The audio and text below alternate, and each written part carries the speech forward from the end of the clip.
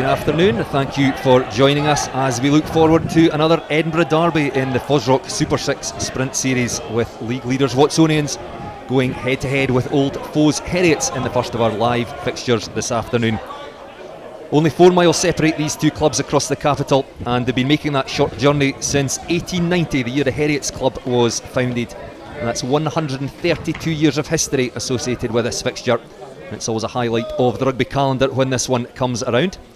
If we look to more recent history, Heriots have the upper hand. They came out on top in both meetings last season, a 26-8 victory at Golden Acre, and then a narrow 21 points to 20 victory at Mireside back in September. Now, although Watsonians are the home side today, the more observant of you who know your Super 6 grounds may have noticed they were not actually at Mireside this afternoon. The ground was unavailable for rugby this weekend, so we're actually at Meggetland today, home of Boroughmuir Bears, and it'll be interesting to see if that has a bearing on the outcome this afternoon. Now, this is the 4th round of fixtures in the Sprint Series, the penultimate round before the league splits, and both of these teams will be desperate to cement their place in the top 3. So we have a quick look at the league table. We've already had one fixture this weekend, a surprise result for many, Stirling County beaten at home by the Boroughmuir Bears, who picked up their first win of the season, 26 points to 25, but 2 bonus points have seen Stirling County leapfrog Heriot's Rugby into second place. Watsonians Rugby, 3 wins from 3, still lead the pack, and it already looks like a 4-horse race for those top 3 places. Although the Boroughmuir Bears did give themselves an outside chance of making the top 3, they would have to hope that one of Heriot's Rugby or the Ayrshire Bulls lose their next 2. The Boroughmuir Bears due to face the Southern Knights in their 5th game. It's in a couple of weeks' time, and the top 4 go head to head. So plenty of water still to go under the bridge before we'll see how that one pans out. Alongside me in commentary this afternoon, Dale Clancy. 2 sides in great form. They sat 1 and 2 in the table after last weekend. How do you expect this one will go this afternoon? Watsonians have started the Super 6 season very, very well. They've came out the blocks really, really quickly, and as you say, it's a sprint. They're all looking to try and get in that top 3, and I think Watsonians and Heriot have given a good account of themselves early on in this campaign. As you say, at the beginning of the weekend, Heriots were sitting in second place, just been leapfrogged after the result yesterday for Stirling County, but Heriots know they need to win to consolidate their place in this the top 3. They need to get that victory, and Watsonians going into this game undefeated so far, so it's going to be a really, really interesting fixture. Both teams littered with talent, so it's a difficult one to call. We mentioned the fact that we are at Meggetland, so a neutral venue. Do you think does that make any difference to who you expect will come out on top this afternoon? I would love to say yes. I would love to say the old cliche that home advantage counts, but these 2 squads, they're semi-professional players. There's a lot of professional players in there as well who are lending their experience to the Super 6. I don't think the venue is going to matter too much in terms of who's going to win this game. I think it's who's going to be able to dominate the game in the right areas. I think Heriots are really good with that with their pack. They've reshuffled slightly up front, but they've got a really, really good pack, a really good half-back pairing as well. But equally so do Watsonians. I think they're probably more consistent throughout the whole lineup. You see the flags there not really moving at all. Fairly calm afternoon here at Meggetland. Do you expect both sides will try to throw the ball about and go wide? They've got players in the back 3 that can certainly do that, but I think Watsonians, they've got that balance. We'll look at the team shortly, but obviously the likes of Baggett and Miller, that 10-12 axis is going to be really, really important for Watsonians if they want to do it. There's a little bit of wind, as you can see from the Boroughmuir Bears flag fluttering about in the wind, so the fly halves will be looking to take advantage, and there's a lot of good playmakers in the back division. The box kicking as well from the scrum halves as well is going to be really important to test the back 3. Let's have a look at the teams and they line up this afternoon. The home side first, Watsonians Rugby. They start with Harry Patterson at fullback. Been absolutely electric of late, made his Scotland Sevens debut recently in Singapore. On the wings, Loman McPherson and Angus Guthrie. Captain Lee Miller makes his first start of the season at inside centre alongside Lewis Berg. A half-back pairing of Rory Brand and Jason Baggett. Well, in the pack, big front row, Sean Gunn and Gregor Skugel, on either side of vice-captain Carl Davis, who has been outstanding so far this season. The second row pairing of Lewis Ball and Quagga van Nieuwkerk, while in the back row, Seb Cecil is on the blind side, Carl Main on the open side, and the vastly experienced Ian Moody at 8. And some notable names on the bench. Sam Grahamslaw, the Edinburgh prop, has been brought in this afternoon, as has AP McWilliam, Curry Tighthead prop, as emergency cover, and Dom Koetser, the South African, returns from injury to take his place in the 23. And then Heriot, well, they start with vice-captain Ross Jones, the Welshman, at fullback.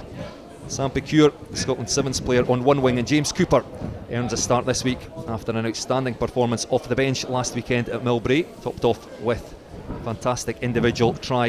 In the centres now, Godsmart moves in one place from 13 to 12, another former Scotland Sevens player, and he's alongside Robert Kay, who makes his first start of the season. A half-back pairing of Murdo McAndrew and Ulsterman Bruce Houston.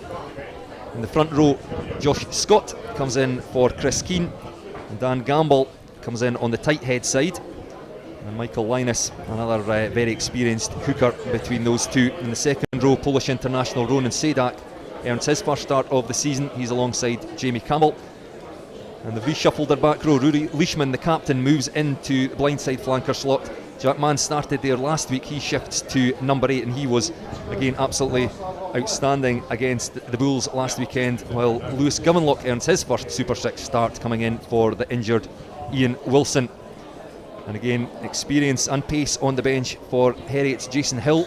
Drops to the bench this week Jed Gelderbloom, the scrum half. And then Charlie Savala, the Edinburgh fly half, former rugby league player for Sydney Roosters, father from Ayr. And Gregor Tate, the Musselburgh winger, who's the Premiership's top try scorer with 12 touchdowns to his name in the past season. So Dale, we've gone through the teams there. You've already picked up on 2 or 3 of the players, but some brilliant matchups across the park. Yeah, I think you look at that back row battle. I think Leishman's a great player, and he's shown up really well in the middle row so far for Heriot's, but moving back gives him a different dimension. Mann as well at number 8. He's been phenomenal. He got man of the match in the game against Southern Knights, where he got 2 tries. Along with that, I think you look at Watsonians and Seb Cecil. He got their first try of the Super 6 campaign in their opening win. Carol Main and Ian Moody, the experience of him. I think, with these games, you need to have the ball, you need to have territory, and the back row are fundamental to doing that. But along with that is the half-back pairings, and I think that's perhaps where this game could be won and lost. Brand, there's been a lot of chat about him. A lot of people want to see him really hit the ground running, get some games under his belt, and the partnership between him and Baggett will be important, along with Murdo McAndrew and Bruce Houston, because they've been mainstays in this Heriot's team. And they're going to have to, really direct play, get Heriot's playing in the right areas to try and get that big pack rumbling forward. So the visitors, well, they're both visitors really, the fact they're at Meggetland, but the away side, Heriot's, out on the field here at Meggetland, led out by captain Rory Leishman. You see Robert Kay there in the 13 jersey, earning his first start of the season. He's up against Lewis Berg, quite a task for him today. Yeah, it's a task. Lewis Berg has been great. He's ex-Melrose Sevens winner with London Scottish as well, but Robert Kay's came through Heriot's. He's got Heriot's in his blood. I know, and his ex-head of school at George Heriot's, Stuart Adams, he's certainly chuffed to see him develop and improve and go through the ranks. So this is another test for him, and I'm sure he'll be watching on, hoping that his ex-pupil will be putting in a good show. Lee Miller, the Watsonians captain today. His first start came off the bench last week, returning from injury. Just caught sight of Angus Guthrie. There's Carol Main in the open side flank for Watsonians this afternoon.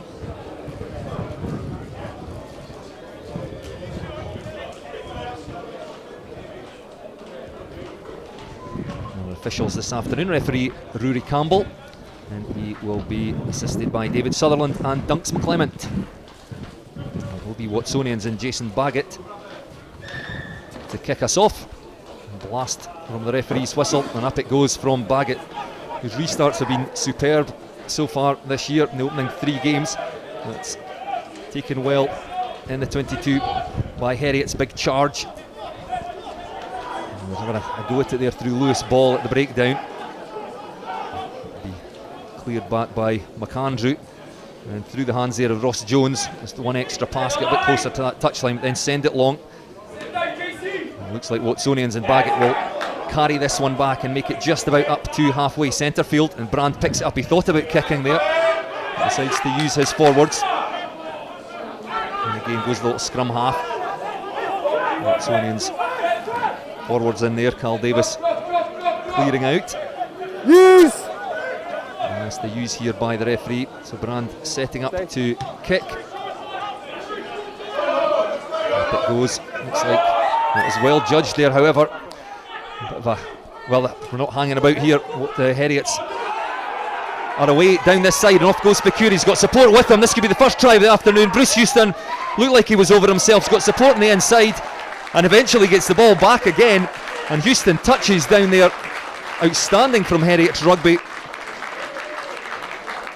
From the kick, the Watsonians kick by Brand, there was a late tackle, and I think everybody expected that the play would stop. Heriots saw the opportunity, took the quick tap penalty away down the stand side touchline, and it took 2 or 3 passes to eventually get themselves over. Away there goes Pecure, found Bruce Houston, back in field again to the number 8 Jack Mann, and then back to Houston eventually. Touches down, fantastic start there for Heriots. The game not 2 minutes old, they lead 5-0.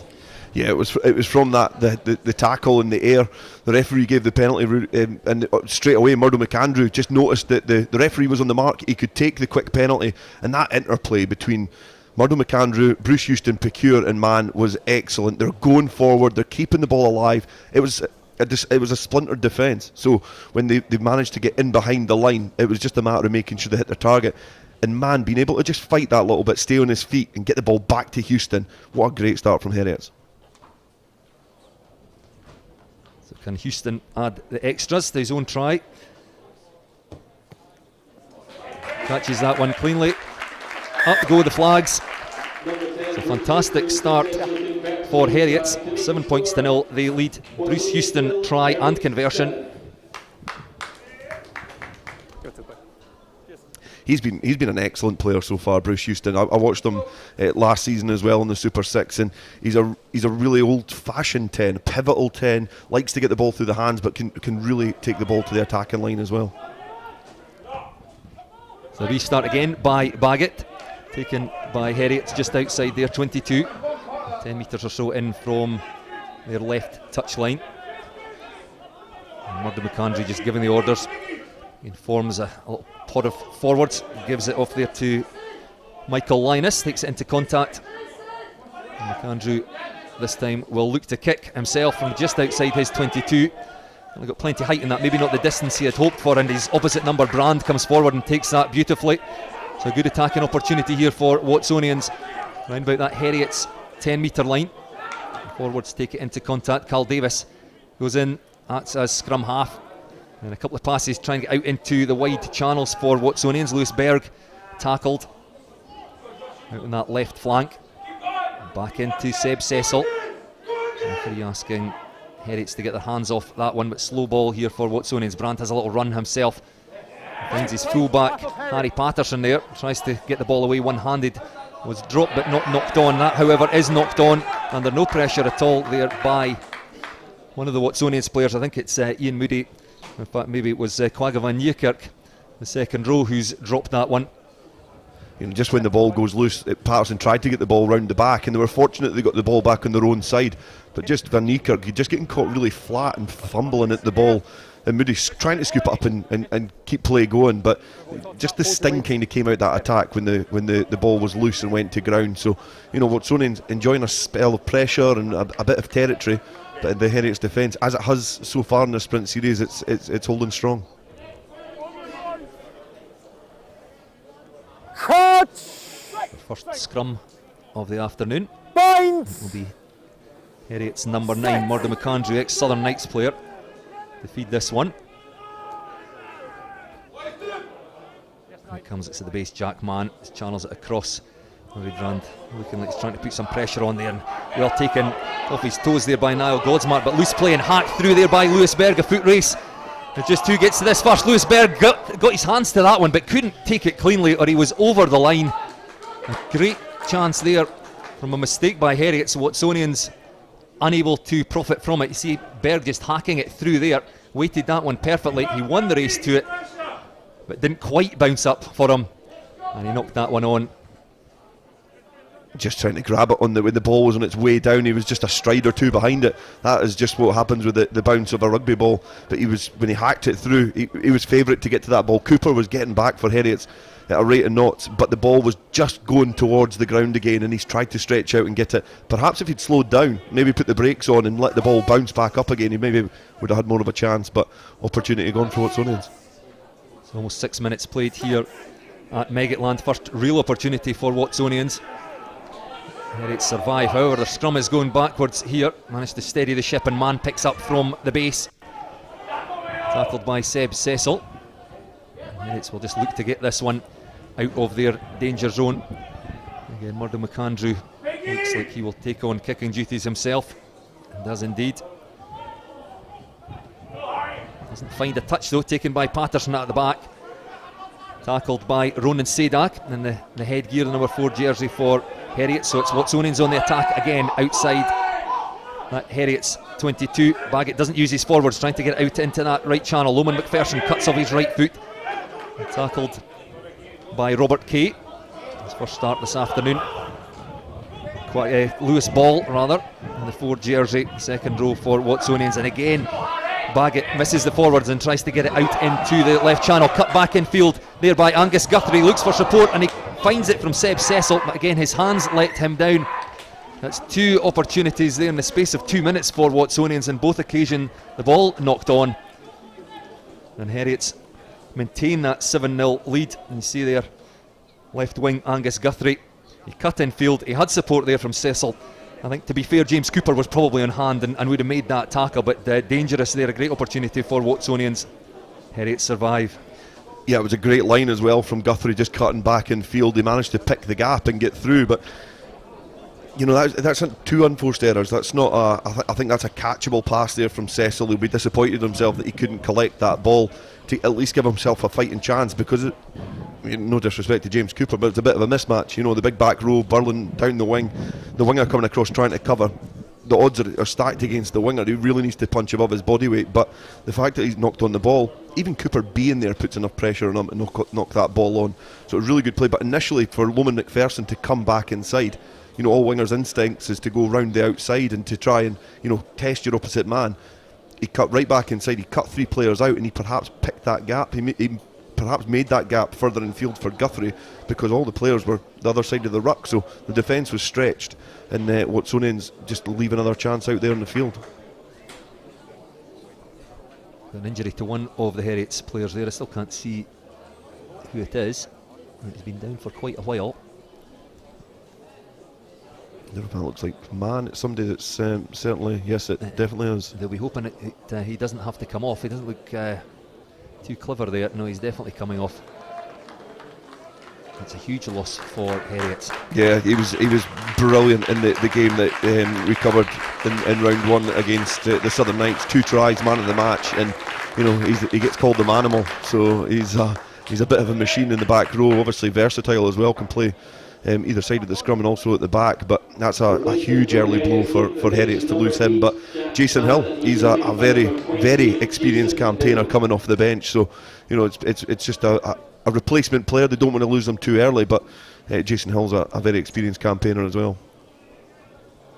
Just a straight swap. Jason Hill going in to the number 8 slot for Heriot. Started there last week against the Ayrshire Bulls. Jack Mann will be sorely missed by Heriots. First concern for now is to get themselves out of their 22. So scrum down, Heriots ball, and it comes from McAndrew. Being under pressure from the Watsonian scrum, so Hill will have to deal with this one. Picks up, goes blind, little flick out the back door there to Cooper. Good work by Hill. And McAndrew off to the forwards, again being driven back by aggressive Watsonians defence. I think they'll just take their chance to clear their lines here. Murdo McAndrew once again taking on kicking duties himself. And sends that one long downfield over halfway, doesn't find touch, and Harry Patterson again catches it, brings it back over halfway, just accelerates into contact there, taken by Rory Leishman, the Heriots captain, but quick ball for Watsonians. And Baggett thinks he sees some space in behind, however doesn't catch that one quite right, kicks it out on the full, and we'll be back for a Heriots line out around about halfway, and he looked to take a quick one, and the referee says no. It was Ross Jones there, the vice-captain, thought about it, and the referee tells him just to slow down. But not a great kick there by Jason Baggett. No, we spoke before the game about the battles on the field, and one that we picked out was the half-backs, and I think the Watsonians half-backs so far are winning that battle. Murdo McAndrew's kicks from the back of the rucks have been excellent. Bruce Houston obviously instrumental in getting that opening try as well, but Baggett and Brand just not clicking so far. Into line out from Linus, taken cleanly, and off the top, got ball out the back door there by Godsmark, I think that was. Heriot's take play up over halfway. However, a penalty at the breakdown. Watsonians win that one. Heriot's holding on.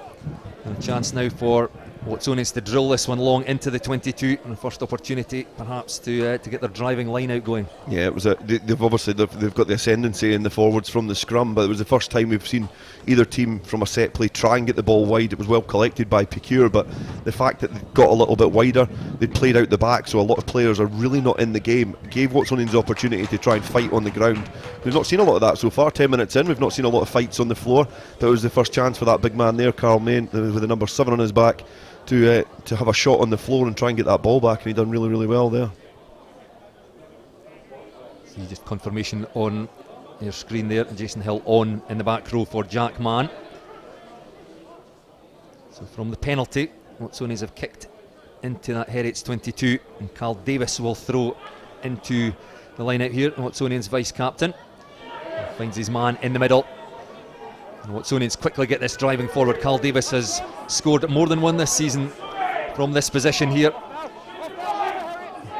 It's reached over the top and got hold of him there. The ball has squirted out the back. It's not in what Watsonians intended, but good work there by Guthrie as he gets them on the front foot again. Rory Brand thought about going down that blind side, comes back again, finds Davis and gets support from Carl Main.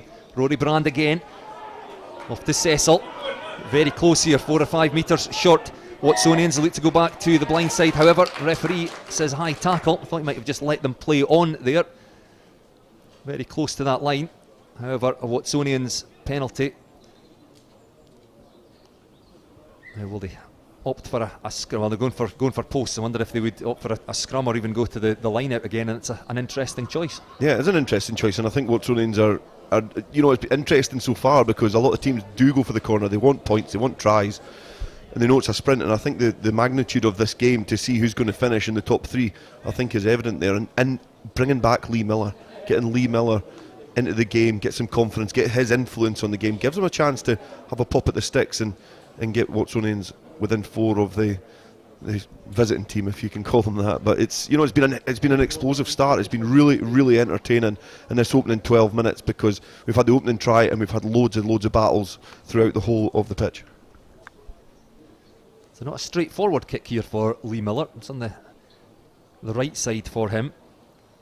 It's 20 metres in from that left touch line. And catches that one well. No mistake there by the Watsonians captain. So first points of the afternoon for the home side. It's taken them 11 minutes. He's very influential for Watsonians. Can play 10, can play 12. The introduction of Baggett as well gives them that access in the midfield to release somebody like Berg. Berg is a very direct outside centre, and if they can start to draw in the defenders through the likes of Baggett and Miller, it'll allow the spaces for Berg. Watsonians 3, Heriot's 7 for the first 12 minutes here. And Bruce Houston with the long restart. Taken by Moody inside his 22. Look for the offload there. Decide not to give it to Loman McPherson. Takes it into contact instead. And out it goes to the forwards again. Good carry by the Watsonians pack. Play well outside there, 22. And once again, Rory Brand is shaping up to kick this one. Blocker standing beside him in the shape of Gregor Skugel, his tight head prop. Well weighted, but Jason Hill takes that one well and just quick offload away to his fullback, Ross Jones. Looks for support inside, but ends up in the hands of one of the Watsonians players. And Rory Brand again, he's looking to play everything very quickly, and Baggett then through the hands of Miller to Berg, out to that left wing, and Guthrie again charging forward up the left flank. Once again Brand off to Carl Davis. Loose ball, some good offloading there among the Watsonians forwards. Thought about kicking it, Miller there, and decides to give it to his blindside flanker, Seb Cecil. Back again to the forwards. Sean Gunn on this occasion, carrying into contact for Watsonians. Slower ball here, still on their own side of halfway, so it looks like Watsonians will kick, try and get themselves some territory. Sam Pecure under it, a bit of a mix-up there between Pecure and Ross Jones. Nobody able to take it in the end, and the ball lost into touch. Yeah, that's Jones's ball all day, in my opinion. I think it was where the try was created for Heriot's before, but it was a great box kick from Brand. It's Jones coming on it. You can see Pecure tracking back. Just a lack of communication there, but that's Jones's ball every day. That one works well for Watsonians. They're trailing by those 4 points. Carl Davis going to throw it in the line out. Seb Cecil the target this time. And then he comes, and then Carl Main quickly gets hands on that, but out they go. Choose to play this one away out into the midfield. Once again, Rory Brand digging for that ball, desperate to get it away quickly. Finds a runner in the shape of Lewis Ball. Very physical here from Watsonians, making meters every time they carry. And Lee Miller in at first receiver, ball away to Loman McPherson, bounces out the first tackle. Again looks for support, presents it back inside at Heriot's 22 now. Referee Rory Campbell. And Heriot's again instructions to leave that out the back door there to Baggett, once again looking for support. Good interplay between Carl Davis and Baggett. Carl Davis again carrying. And Rory Brand through the hands there of Jason Baggett to Quagga van Nieuwkerk. Heriot's defence holding firm for now. Watsonians unable to get themselves across that 22. Baggett out the back door again. That's a long ball. Good hands by Guthrie. Popped up on the right wing there. He had Loman McPherson with him. He just hurried the pass, and the ball knocked on. Good defence by Heriot's. Watsonians again unable to make anything of that after initial good build-up play. Yeah, I can start to see Brand and Baggett starting to grow into this game. I really like Rory Brand. I think he's got a good tempo to him. He knows when to play, he knows when to box kick, and you feel that the more games he's going to get under his belt, the more influential he's going to be. He's very square, very short, but he's very powerful, and he's getting about the park really well. And you think that if they can start clicking, they're starting to really test this Heriot's defence. It's difficult to unlock these defences. They're all very well drilled, very well coached, and it's the fine margins. And when they start going and hitting their targets, Heriot's will be tested a little bit more. We're into the fourth weekend of the FOSROC Super 6 Sprint Series, and you can really start to see the team's attack taking shape. You got a sense, even in week one, of what Watsonians were trying to do, but didn't execute perfectly every time. I think you and I watched their narrow victory against Stirling County, but here they've got so many options. It comes to Baggett, he's got two forwards running off him. He's often choosing to go out the back door and get it into the wide channels, but when they hit the pod of three forwards as well, you saw Carl Davis linking with Baggett there as well, so it's quite difficult as a defence to read what's going to happen in front of you, and actually Heriot's coped quite well with that. Yeah, and I think Heriot's defensively have been very solid so far in this campaign. They've got a good blend of forwards and backs as well, so they can mix it up. But the one thing that Watsonians have is they play with a lot of energy. They always have options for the ball carrier. You've seen Baggett there in the previous phase of play. The player did run over it a bit, but then he threw the dummy, went for the gap, and then realised he did have an option out the back as well. So you've got 3-4 options, and that's the level that we're at here. These players have to think very quickly to unlock the defences, and that helps them progress to their next step up into professional rugby. But then that is the level that these guys are at, and that's how quickly they operate. So Watsonians probably having the better of the game so far. However, it's Heriot's who lead with 16 minutes played here at Meggetland.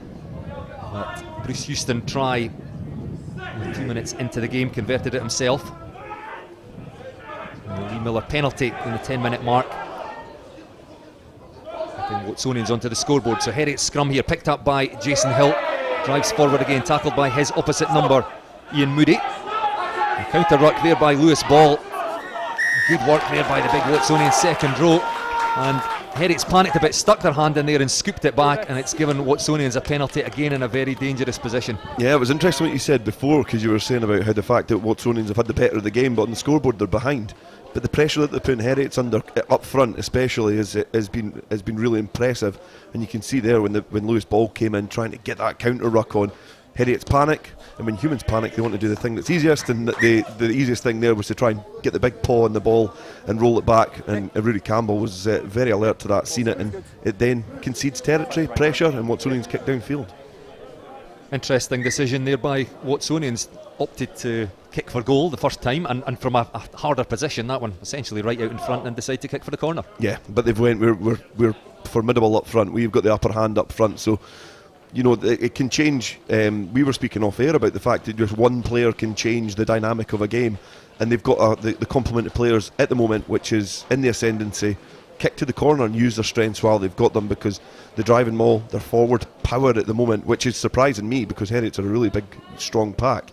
Their forward power up front is something that they're looking to try and utilise. And as I say that, they replace one player. It's Carl Main coming off, and he's been replaced by the reserve hooker, Campbell Wilson. Yeah, it's going to be an interesting change. It's, you know, in modern day rugby, a lot of these hookers can play multiple positions, so you get these hybrid players, so they're certainly adding bulk back to their pack. And it comes then from Watsonians, thrown too long though. Jason Hill snaps that one up for Heriot. A wasted opportunity for the home side. A chance here for Houston to clear upfield. He just bangs that one off as far as he can, and finds a great touch down the stand side touchline. Great clearance work there by Heriot, initially by Jason Hill, and then Bruce Houston kicks that one way downfield. You would struggle to realistically place that ball out the field as far as that. You know, if you were to say where do you think you'll hit it, that is an excellent clearance kick from Houston off of a Watsonians error when they had pressure, and that's the sort of thing that plays into the heads of the opposition teams. And you know, Davis hitting his target there will be chuffed that he's been able to steady the ship now, but it's certainly a great kick there from Houston. So that came from an overthrow by Davis at the other end of the pitch. This time he does find his man Seb Cecil in front of the line out, the safer option. So looking for a more attacking option at the other end. Going long didn't work out for them. However, they've won themselves another penalty here, or rather Heriots have given them a penalty at the breakdown.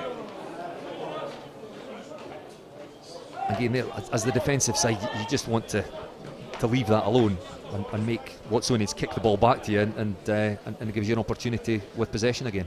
Yeah, you know, kicking's been hit or miss for Watsonians so far. They're starting to get into the game, bag it, kicking well now and again. Brand starting to kick a little bit better, but the Heriots defence have not conceded a try yet. Trust in your defence, trust in your systems, and just stay off of the breakdown and let the opposition team make errors, because there was a few handling errors on, you know, the opening 10 minutes of this game.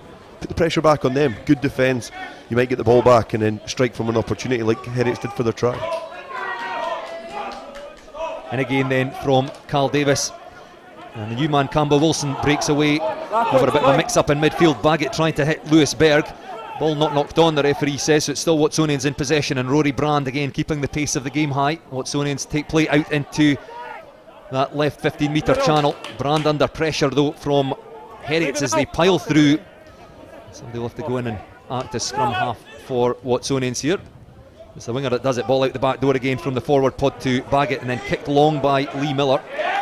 However, he's made the same mistake as his standoff did a moment or two ago. He's kicked that one too long, it's gone out in the full, and once again Heriots will throw into the line out around about halfway.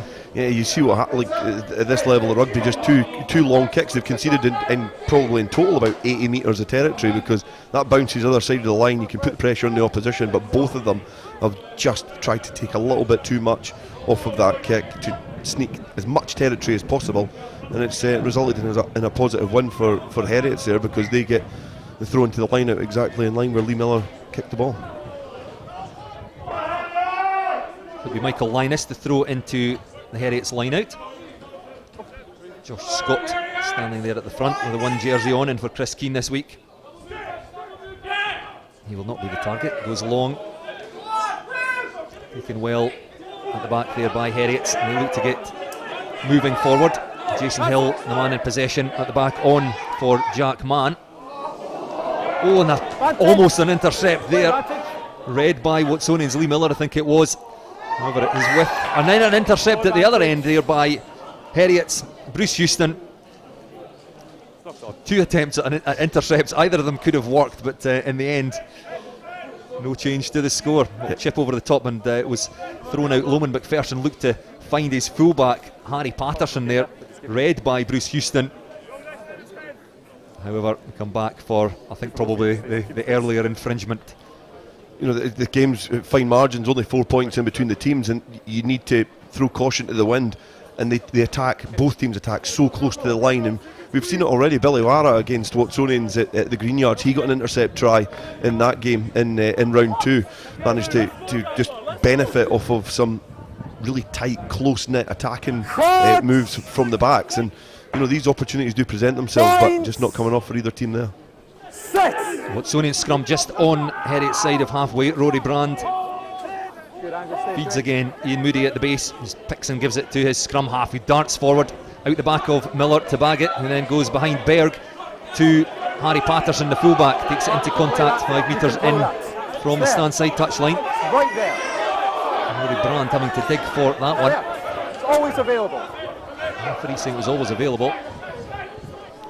Quagga van Nieuwkerk has to act as scrum half. Once again, Watsonians charging into contact. Rory Brand being told to behave there by the referee, trying to win himself a penalty. But play goes on, and Watsonians again quickly get it out into the wide channels. You can see how they're trying to play this game. Rory Brand now looking for a pod of forwards to carry. A little tip on there from Nieuwkerk to Lewis Ball.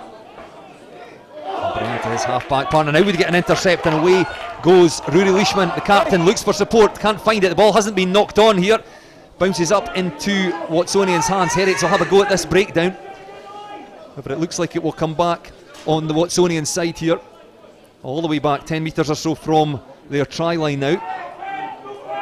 From a good attacking position. It's Rory Brand here. He's got Baggett as an option, standing way back on the dead ball line. Whether he kicks it himself. It came out sooner than he was hoping to there, and he just had to hurry and clear that one. Finds a good touch though, up the stand side touchline. But it's very hard to predict what is going to happen next in this game. Yeah, but I think Watsonians are perhaps playing into Heriot's hands. They're you know, the ball's out there. Brand's got the ball. I feel he's lacking that little bit of protection now, because you can see from the box kick which he later just had. You know, he's having to rush that. He's got no protection there at that breakdown, although he's trying to get the ball away, but you can see Leishman just prowling in the attacking zone. He benefits from just being in the right area at the right time, tries to get the ball into the hands of Glovenlock, but just one of those one-handed passes. There was a little bit of spin on the ball, so it just drifted away. But you know, I feel Brand is under a bit of pressure behind that pack now. Here go Heriots, and Jason Hill in possession once again at the back of that driving maul, making good ground here. The visitors up into the Watsonians 22 now. Still inching forward. The referee quite happy for this to play on. Andrew McAndrew telling the forwards just to get on with it themselves. Eventually Hill goes to deck, 10 metres or so out, and now they go through the back. Godsmart look for support. He finds it from Pacure on the inside. Couldn't quite find him. Ball lost there by Heriots. The referee though was playing an advantage. That ball, the maul dragged down, and he will come back for the penalty to Heriots. That's a very powerful weapon for Heriots, is the driving maul. Although they've been, you know, a little bit beaten up front in terms of the scrum, when they get that cohesive maul and they get everybody pumping in the same direction, they are a really, really strong outfit going forward. And you've seen the amount of ground that they managed to eat up there. It was, you know, it's against a team of Watsonian stature and how they've been performing up front. That's a great effort, and especially defensively, it just saps that energy out of Watsonians. But it gives an opportunity for Heriots to keep piling the pressure on. But I think they're perhaps going to. I thought they were maybe going to opt for the sticks, but I don't think they have yet. Now it looks like Houston will kick to the corner, and why not? When you've just seen the power of that driving maul, why not set yourself up a line out? And he finds a good touch 5 metres out. Yeah, but it's something we said about Watsonians. We said that Carl Davis had, if he'd just hit his target, Watsonians had the upper hand in the forwards. But you know, Heriot's starting to really, you know, get their own up front, and it's now up to the experience of Linus to hit his target and set up that attacking platform for Heriots. Can Heriots add to their first try by Bruce Houston? Again, a mistake at the line out, no knock on though, so Heriots do come up with it. It's not exactly what they intended, but they will have a chance to attack. Right, it goes to Linus, takes it into contact for Heriots, and Josh Scott acting as scrum half there. It's opting to keep this one tight. Jason Hill in there now. The scrum half just picks and goes. Will pop off there to Sadak. The referee knocked over. It's back on his feet quickly. It seems okay, and play goes on with Heriot right in front of the post here, 6 or 7 metres out from that Watsonians try line. Change direction here. Bruce Houston throws a long pass out there. There's space on that left channel, and Ross Jones tries to fight his way over, finds Cooper still a metre or so short of the Watsonians try line. Back it comes to the forwards. Lovely tip on there. Jason Hill very close, but he's dragged down by the Watsonians defence, and McAndrew playing at pace here. Heriot's looking for forward runners. This time out it goes. Heriot's try and go wide. Cooper scored a try last week. He's dragged down. Great tackle there by the Watsonians fullback Harry Patterson to deny James Cooper a try. Taken into touch. Persistent there from Heriot's managed to get the ball through the phases, and here when the ball's out to Cooper, he has to have a go here, but great defensive work from Patterson, able to just get round the ankles, the momentum taking them towards that touchline, using that touchline as an extra defender. Cooper did try and keep the ball alive and throw it out the back door to get it into the hands of Godsmark, but just not able to get the ball into his teammates' hands. But persistent play from Heriot. They've camped down here. They've not enjoyed a long spell in terms of the game's 28 minutes long. They've not had a lot of territory down here, and they've shown a lot of control and maturity in this game to be able to keep themselves in front, but also keep the pressure on Watsonians. Their try from the man you see in shot now with the 10 jersey on, Bruce Houston, came from a box kick by the Watsonians number 9 Rory Brand. There was a tackle in the air. Everyone seemed to stop, and Heriot's just took the quick penalty, raced away downfield and scored with the game barely 2 minutes old. They've been under the cosh rather since then.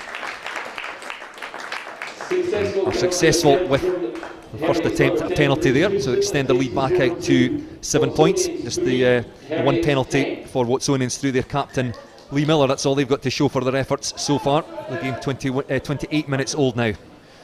It's an easy kick for Bruce Houston, but I think it's the all-round play so far that he's had. I was a back myself, so you've always kind of look at the boys behind. I'll look at them behind the scrum, and I just think the influence that he's having so far has been really, really vital for Heriot. He's been controlled with the ball in hand and played in the right areas. Good restart by Baggett, but taken wonderfully well above his head by Ronan Sadak. Wins possession for Heriot. Murdo McAndrew just looking for some protection.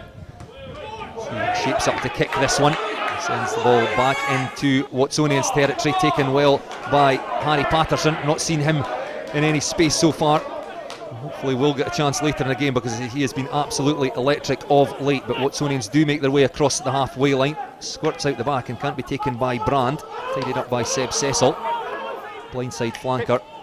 And Brand looks like he will kick here. No, changes his mind. Back to Baggett. Through the hands of Berg. Long floated pass out there to Guthrie. He's been good so far. Cuts back infield. Takes play up towards that Heriot's 10 metre line. Brand again, little ball out the back from the forwards to Baggett. Get the ball into midfield quickly. Don't find any space in that Heriot's defence. Campbell Wilson carrying the ball there. Rory Brand now driven back. What's now, Heriot? Back it comes again to Baggett. Tip on there to the forwards. Seb Cecil goes in to clear out. However, came out the side there, just hacked downfield by Heriot. Watsonians not really very secure at the breakdown there, but the referee had spotted an infringement and he will come back. Okay. Yeah, you can see just Baggett just trying to use his runners, but as the ruck, they don't get the numbers there, and Murdo McAndrew has an Abbott moment there because he just puts the laces through it and just tries to punt it downfield and make it a foot race, but just dribbles out of the field of play. But I think Watsonians perhaps are guilty of being a little bit sloppy at the breakdown. There was a couple of handling errors earlier on, but I feel that in the last 5-10 minutes there's not been that protection for the 9, but there's also not been the numbers and the work rate to get to the ball, to secure it, to allow them to then play the next phases. A little break in play here, which I think the players will be thankful of, because it's been played at quite a pace and quite an intensity, taking water on board. Watsonians 3, Heriot's 10 as we approach half-time in this one, the first of our live games this afternoon in the FOSROC Super 6 Sprint Series. We did have Unusual Friday night game last night. Stirling County 25, Boroughmuir Bears 26, picking up their first win of the season. 2 bonus points in that loss for Stirling County, seen them leapfrog Heriots into second place. Heriots who currently lead in this one though. Watsonians, they throw the line out, stolen by Heriots in the middle. Linus involved there. Once again, Murdo McAndrew getting forwards into place, so he's got some protection for that kick and just sends it long again into Watsonians territory, taken by Loman McPherson. Finds his fullback Harry Patterson, back to McPherson. A loose pass there, evades the other wing Angus Guthrie, still in play though. Heriot sniff an opportunity here once again. Not secure at the breakdown. Watsonian skirts out the side and managed to rescue the ball on that occasion. Seb Cecil in there as scrum half. Look to just set up a ruck here and send the ball downfield. Back it goes to Lee Miller, was that Baggett in fact. Sends that one down the left-hand touchline. Doesn't make a huge amount of distance, takes play up towards that Watsonian's 10-metre line. But again, just a little bit, lacking something there. Watsonian's not secure at the breakdown, no accuracy with the passes there, and trying to play rugby in their own half. Yeah, I think Nicky Walker will be pulling what's left of his hair out. I think he'll be a bit disappointed with the way the backs have been pretty sloppy, to be fair. The accuracy's not there. Good wraparound from McPherson to try and keep himself alive, keep the overlap, but then he just throws this wonder ball out to the wing to try and open this Heriot's defence, but just really sloppy and inviting pressure onto themselves, Watsonians at the moment. Great take at the back of the line out by Lewis Govenlock, and away goes Cooper, dragged down by Lewis Berg. He gets back to his feet, tries to fight for that one, but it's Heriot's in possession, and Murdo McAndrew off to Jason Hill, who's made a real impact since he came on for Jack Mann. I'm sure Heriots would have liked the two of them on the field at some point in this game. Taken into contact then by the loose head prop Josh Scott. And it's still Heriots on the attack outside that Watsonians 22. Good work by the captain, Rory Leishman, fighting his way out of contact. And a chance here for Heriots down the left flank. Pecure cut back inside and then outside. Good footwork there by the ex-Scotland Sevens player, former Southern Knights player. Great line there by Heriots. I think that was Ross Hutchison in the 18 jersey, going very close here. That looks like a hint of a high tackle by Watsonians, but play goes on. Referee playing an advantage. Pick and go right through the middle of the breakdown there though, and the referee on the spot awards the try. It's Ronan Sadak that has gone over for Heriots there. Fantastic play. And the big second row, the Polish international, the headgear on screen there, was picked up and went right through the middle of the breakdown. Little break by McAndrew. He was grabbed by Lewis Ball. That was high, so the referee playing an advantage at this point. So Ross Jones, the fullback, had to come in as scrum half, but he didn't get a chance because Ronan Sadak saw the try line in front of him, picked up, and he's gone over for Heriot's second try. I don't know if Ball was trying to rip McAndrew's head off for trying to get the ball, but when they wrestle at the floor, McAndrew's in a really difficult position, and the work from Sadak on the deck is phenomenal because his teammate he's got his back to him. The ball's the other side, and it's almost as if it was a turnover, even though the Heriots had the ball. Like, they would always, they had the advantage probably coming for that as well. But the steal back from Sadak, and then to be aware that it's opened up in front of him, that's great work from the big second row.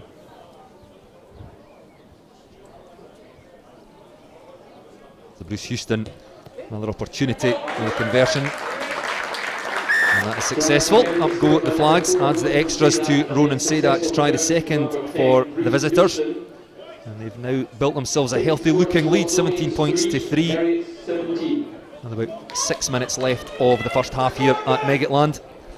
You would say on the balance of stuff they deserve it, because I think Watsonians have had a lot of ball, but they've not done a lot with it. And Heriot seem to have been very clinical when they've had their opportunities. They've taken their points, they've taken their 2 tries really well, and I think that on the balance of stuff they look like they mean business. Jason Hill again, very physical, takes the ball from a long restart by Baggett. It's just outside their 22, so they've got to keep this one infield.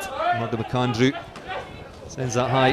Rory Brand takes that one well, but immediately knocked down by Lewis Govenlock, making his first Super 6 start today. Pitch kick there. Was it? That was Seb Cecil, well, something like, yes. Away goes Brand to Baggett, out into the midfield. Watsonians still on their own side of halfway. Brandon again quickly. Bag it out to his captain Lee Miller, who sends that one long. Downfield doesn't go out though. Picked up by Ross Jones, the Heriot's rugby vice-captain. From no angle whatsoever, he's made great ground there. Yeah, that's an excellent clearance kick. Good vision from Lee Miller. Noticed that there was space in behind, put the grubber kick through, had good momentum on it as well, but Jones was great coverage. And you could see just the way that he kind of slices across that ball. He's got the ball set up, he knows he wants the curve of it. So, he's set that kick up perfectly to do exactly that job. And although it looks like it's on the 10-metre line, you would think from your 22 that's not a great clearance kick. That's an excellent exit there from the fullback. So just the one Lee Miller penalty to show for Watsonians' efforts so far. They'll feel that they've got to get themselves another score before half-time. Watsonians secure possession from the line out. Back it comes to the forwards, taken into contact by Lewis Ball in the second row, and Baggett again chooses not to use the forwards, trying to go wide at every opportunity here and coming on at pace. Patterson, but dealt with well by the Heriot's defence. Back it goes, this time to Gregor Skugel. Not seen so much of him with ball in hand. Watsonian's tight head prop. They're trying to go wide at every opportunity here. Watsonians, however, once again not secure at the breakdown. A Heriot's penalty and a chance now for them as we approach half-time to kick the ball long into that Watsonians 22. Yeah, just not really doing anything with the ball, to be fair. You can see Baggett actually when he runs by there, you can see him, he's got his hands out asking what's everybody doing, where are the options, because Berg really, the only option he had there was to truck it up and try and set it up into a gap where the Cooper had just slipped, but the gap closed quickly because they're so, they're playing rugby further than really behind the defensive line, so Heriot's can just watch them play rugby and then they can pounce when they want to tackle. Watsonians aren't asking a lot of questions of this Heriot's defence. They're playing, trying to get the ball wide. They're asking too much of their wingers, and Heriot's are finding it easy to defend. An injury here to Seb Cecil. I think, is it the... It's either him or Ball. Maybe it's Ball actually. Yeah, no, it's Cecil, the blindside flanker for Watsonians. Bumped his feet. I don't want to lose him. Certainly been prominent both in the line out and carrying as well. Seems to be okay. Yeah, I think he's been one of the bright sparks, but really all he's been asked to do is carry. He's been carrying ball. He's been good in the line out, but he's just been asked to carry a lot, and if he can't get that much go forward, then I think that's also asking a bit of pressure on the Watsonians back division, because they're really not playing too much inventive rugby, and Heriot's are marshalling them pretty well. But Houston from the penalty looking to try and kick this, and I know fine well that he can certainly slot them from this distance. That clock's right, yeah, so 3 minutes.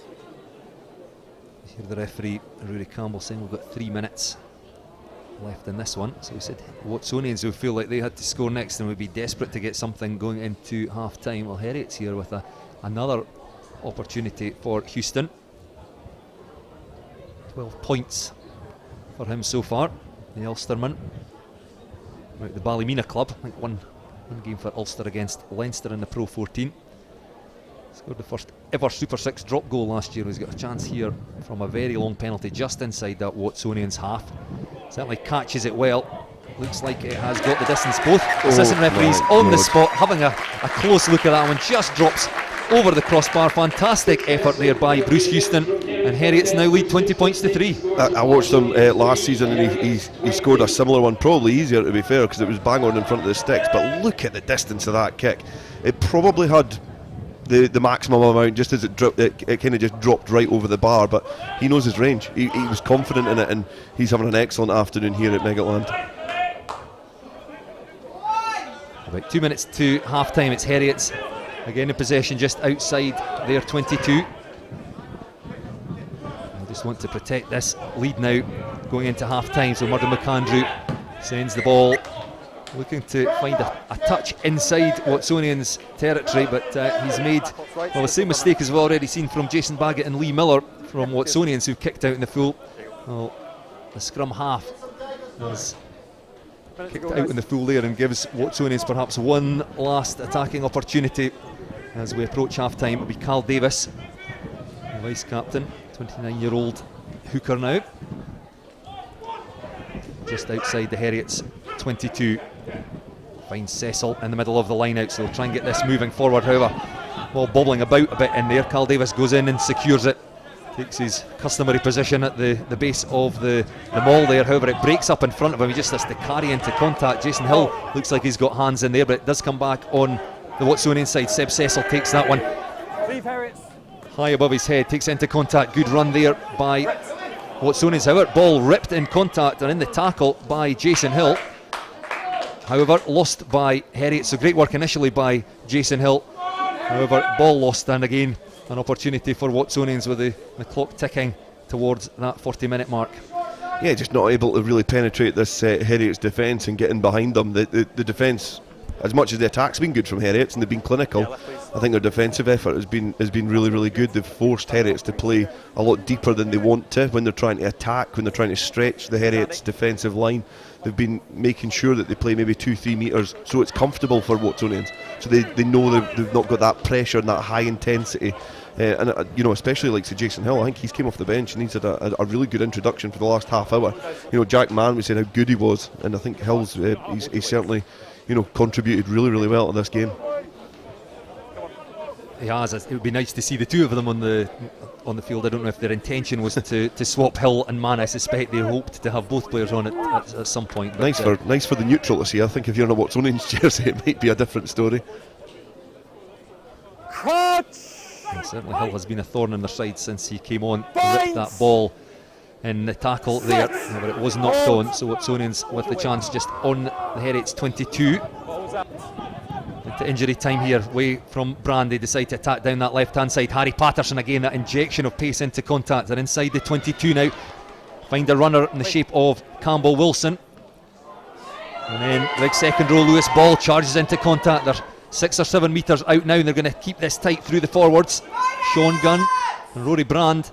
Well, now he gives it out to his 10 Baggett, skips out of a tackle, little flick out the back door, fantastic offload to Harry Patterson, and Watsonians do get themselves across the try line in injury time at the end of the first half. Good carrying by the forwards initially, and then eventually Brand and Baggett opted to attack a little bit wider, and Baggett managed to evade the first tackle. Lovely little flick out the back door, and his fullback Harry Patterson is appearing late, not picked up by the Heriot's defence, and he touches down behind the posts, and Watsonians do get themselves back into this game. Yeah, I think we're probably too accustomed to seeing too many of those passes and think that's easy, but that's a great pass from Baggett. I think Lee Miller, I would hope he's added the extras because it was in front of the sticks just off the screen, so I would imagine that the conversion's been successful as well, but it all came accurate line out, and from that next phase, it was the cut of the angle back in which fixed that Heriot's defence, which allowed them to stay tight, as we're going to see a replay of the Lee Miller conversion just to verify that he definitely got it. If he hadn't, he would have hated to see that replay, but it was good play, it was intent, it was accurate, it was direct from Watsonians. They reverted back to type because they like to get their forwards going forward individually, clear over the ruck and leave that free ball for the 9. So half time then at Meggetland, and at the start of the half, it was all Watsonians. However, it was Heriot's that led with that breakaway try. Bruce Houston scoring, and then adding the extras. Lee Miller penalty, all the Watsonians had to show for their efforts up to that point. But let's have a look at the action from the first half. All the points scored. This was the first one. Lovely little ball over the top by Jack Mann. Found his standoff Bruce Houston. That was the first try of the game. It wasn't even 2 minutes old at that point. That all came from the penalty, and Murdo McAndrew, who's just ghosting in behind. He noticed that there was an opportunity to go quickly, and he laid it on a plate, and it was good interlinking play from Pecure, Mann, and then the man who benefited at the end was Houston. Houston adding the extras to his own try. So we then had a spell where Watsonians were very much on top but unable to really take anything from it. This was their only points they managed to score, a Lee Miller penalty. 10 minutes into the game, back came Heriot's Bruce Houston penalty on the 25-minute mark, and then the second try of the game. Carry there, a high tackle, so the referee was playing an advantage at this point. Watsonians defence expecting the ball to go wide, but Ronan Sadak saw that the space was right in front. He just picked that ball up in the middle of the breakdown and dived over. I think it's this angle that you see. You can see McAndrew just trying to have a little snipe. He's getting wrapped up there and he's on the wrong side. Sadak is digging about there. Watsonians, I think that's Carl Davis trying to kill the play. They know the penalty's coming, they want to clear the danger, and Sadak fighting on the floor, gets the ball over, an alert to see that it's open prairie and he can go in for the try. Houston again immaculate with the boot, adds the extras once more and extends the Heriot's lead out to 17 points to 3 at this stage. And then an enormous kick from just on the Watsonian side of halfway, crept over the bar. The assistant referees had to have a quick look at each other, David Sutherland and Dunks McClement, to make sure it had gone over. It had, 20 points to 3, but back came Watsonians with the clock in the red at the end of the first half. Baggett skipped out of the tackle there of Godsmark and managed to flick the ball out the back door to his fullback, coming on at pace, Harry Patterson. Sean Gunn carrying the ball there. They played 2 or 3 phases through the forwards, and then back it came to Baggett. So Niall Godsmark flew out the line there, but Baggett managed to evade the would-be tackler, and his fullback Harry Patterson goes over. Lee Miller adding the extras. Yeah, it was a great try. Watsonians, the first time in 40 minutes that they were really, really clinical, and I think the forwards done their job. They were direct, they held the Heriot's defence, they'd gone through the phases, they kept the tempo high, and it allowed Baggett, even though the game started to splinter a little bit in defence, it allowed him to be a little bit inventive and get the ball out the back door, and Patterson, like all good fullbacks, just coming at that nice tight line, coming at pace, and he was on the shoulder to get the ball. Half time then here at Meggetland. It's Watsonians Rugby 10, Heriot's Rugby 20 in the FOSROC Super 6 Sprint Series. Let's take a break and head to Golden Acre, because we went along this week to chat to Heriot's Rugby's attack coach Stuart Edwards about how he's enjoying his first season as a coach after hanging up his boots, and find out about his aims and aspirations for the future.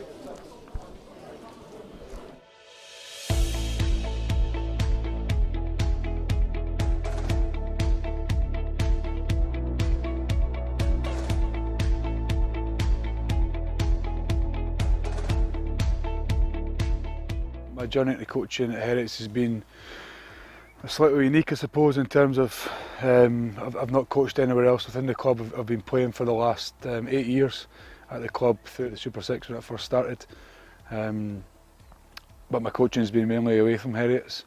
I'm the head of rugby at Stuart's Millville College, and that's my day job, if you like. And once I finished playing the Super 6 last year, I thankfully got the opportunity to move into coaching within the attack and the backs area of the game, and it's something that I was really pleased to get stuck into, and I'm absolutely loving it so far.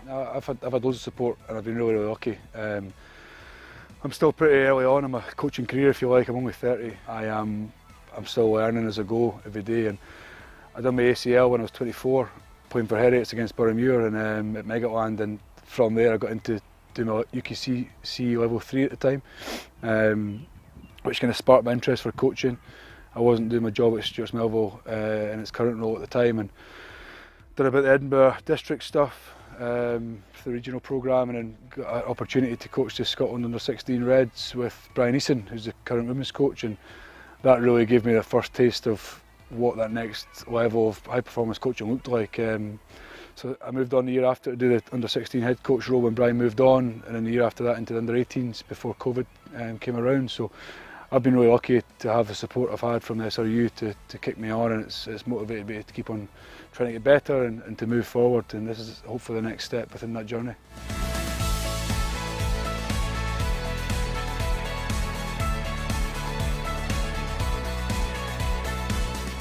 Got 3 or 4 of my best mates in this team, alongside 10, 12 other guys that I'm very close with, guys that I've played with for years, and you kind of question yourself as to am I doing the right thing, am I saying the right thing, am I delivering the content good enough for this level? But after a few weeks I was fine. I was confident in what I was doing, and it's just kind of making that line clear with the guys that I know really well, that when we're coaching, I'm the coach and they're the players, and then when we're off the pitch we're back to being friends. Yeah, it's interesting, people ask that question quite a lot, and I think when the first season that came around, I didn't really feel like the skill level was much different, but the physicality was at a higher level, obviously because teams are now using more S&C provision, and they're training more off pitch, and I remember feeling worse on Sundays than I felt previous years in the National Leagues or Premiership, just purely because of the physicality that the other teams were bringing to the league. I think now,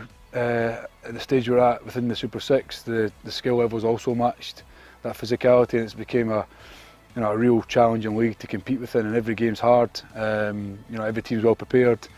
You've got to do your analysis to a level that's above what was before, to ensure you can try and pick off the small areas that other teams are trying to get you with, and also how you can maybe get them. So I think the whole on and off pitch level is increased to the point where, if you're not on the ball, you're not prepared, then you see the results on a Saturday. And I can only see that getting more and more as time moves on. We need to use this league as a springboard for the kids that are coming through the age grade programmes. I think we're slowly getting there as a league. I know we're certainly conscious of that here. We need to keep on pushing through more and more, under 18 and under 20 players, stage 3 players, or players that have missed that bracket and are coming in a little bit later. So I think the league in itself is probably still finding its feet. I don't think it's at its stage where we're happy with where it's at. I don't think we need to keep on striving towards getting a blended balance of experience, because it's important to get those guys that are, the tail end of their career but have been around for 10 years, but also having the guys that are coming through aspirations to play for Scotland, and finding that balance within clubs and within the wider league itself is a challenge. But I think if that's at the forefront of our ambitions, then we'll be in a good place. I don't know, I'm not trying to get too far ahead of myself. I'm conscious I've got loads to learn. It's my first year coaching adults. I want to do really well for the club. That's my only ambition at the moment, is at Heriot Super 6 and do as well as we possibly can. Hopefully win the competition. That's our ultimate aim. And then where the next 2 or 3 years take us, we'll see who we go. But I'm not getting too far ahead of myself at the moment. I just want to make sure that we do a good job here, and then what comes in the back of that will be what we.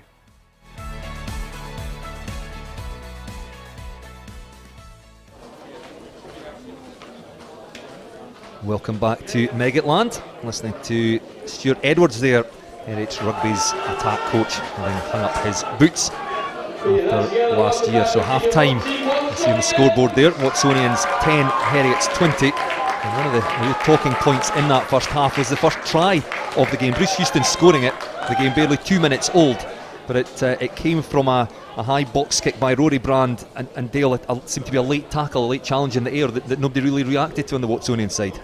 Yeah, it was a great box kick from Brand. He put good height on it, and I think it was Loman McPherson who was attacking it, and he just got his bearings wrong, just tackled Jones in the air. And from that, it was Murdo McAndrew who noticed that the penalty came.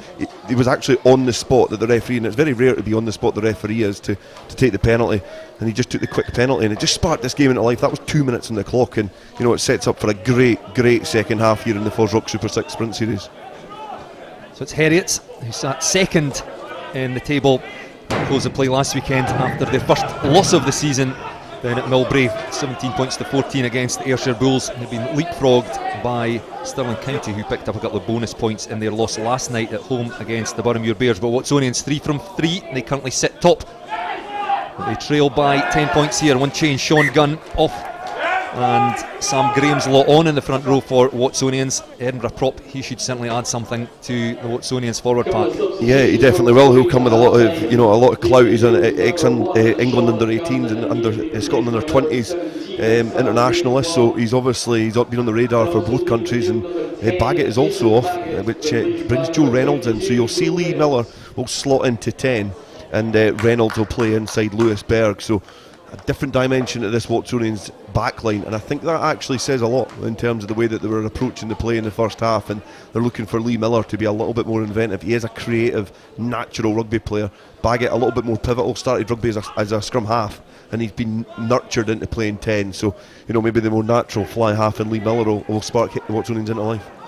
An interesting change though at half time for Watsonians. Baggett has been very central to everything they've done well in their 3 wins of the season. Of a misunderstanding at the base there between Watsonians 8 and 9, Ian Moody and Rory Brand, and then a penalty at the breakdown, no release as they took the ball into contact. That probably came from the indecision at the base, and then Rory Brand has spoken back to referee Rory Campbell, who's just marched him back 10. You can just see here when he's trying to release the ball and then go again and get back on his feet, but just doesn't release it. So Rudy Campbell was right there, just says straight away, no release. And then he gets another 10 for a bit of chat back, which, understandable, come out of the traps. At half time you want to really get going, and the frustration just boiled over there, because it's something we don't see a lot of, is ill discipline at this level. What was that? So Heriot's opened the scoring 2 minutes into the game. They've got an opportunity about 2 minutes into the second half. Yeah, there was nothing right about that, was there? Houston has kicked him into the corner from that penalty, given away by Brand. Just one too many rolls on the floor. And now speaking back to the referee, it will be Linus to throw into the line out. They go to the tail. Mistake made, similar to one that Watsonians made in exactly the same position in the first half. So a wasted opportunity for Heriot. He was trying to find Sadak at the tail of the line out. Couldn't find him. Sadak looking to put pressure on Lee Millar there. Miller gets that ball away up the stand side touchline, and it will be a throw into the line out again for Heriot. About 30 metres away from where they were 30 seconds ago. Yeah, they'll be disappointed in the accuracy there. I think that the Heriots have come out and there's been two instances where they've perhaps been a little bit inaccurate, but it's a good clearance kick from Lee Millar. And Lee Millar is I've heard a lot about saying that this is like a preparation for the big season. These are rugby players that win games, but they'll be wanting to try and get Lee Millar playing rugby because he is really important to Watsonians. Jason Hill once again back of that driving maul. It breaks away, passes it out into the midfield. Tackled there by Watsonians initially, so Heriot's managed to make another couple of metres. Centre field, here's options both ways. Decide to pick and come back to the right and go the forwards to secure possession. Leave it. Murdo McAndrew waiting on this one, coming back. Eventually comes back into the scrum half's hands. Pressure at the breakdown by Watsonians. Managed to disrupt that, didn't manage to turn it over, however, and it will be Heriot's to feed the scrum centre field just outside that Watsonians 22. Yeah, Rudy Campbell just explaining his decision to the Watsonians, explaining exactly what went on there at the breakdown, and Heriot's Murdo McAndrew got his hands on the ball. It's a good attacking platform for Heriot's to try and get going. Cal Davis, you'll see, just down with his hands on his hip, a bit of medical attention, and he's been brilliant this season so far. He's had 2 man of the match performances. The opening game, I think, against Stirling County, and then the one against Southern Knights. So the 2 games where he has been really important for them, and he's one of the senior leaders in this Watsonians team. Just receiving some treatment to an injury either on his side or his hip there. Looks like he's okay though.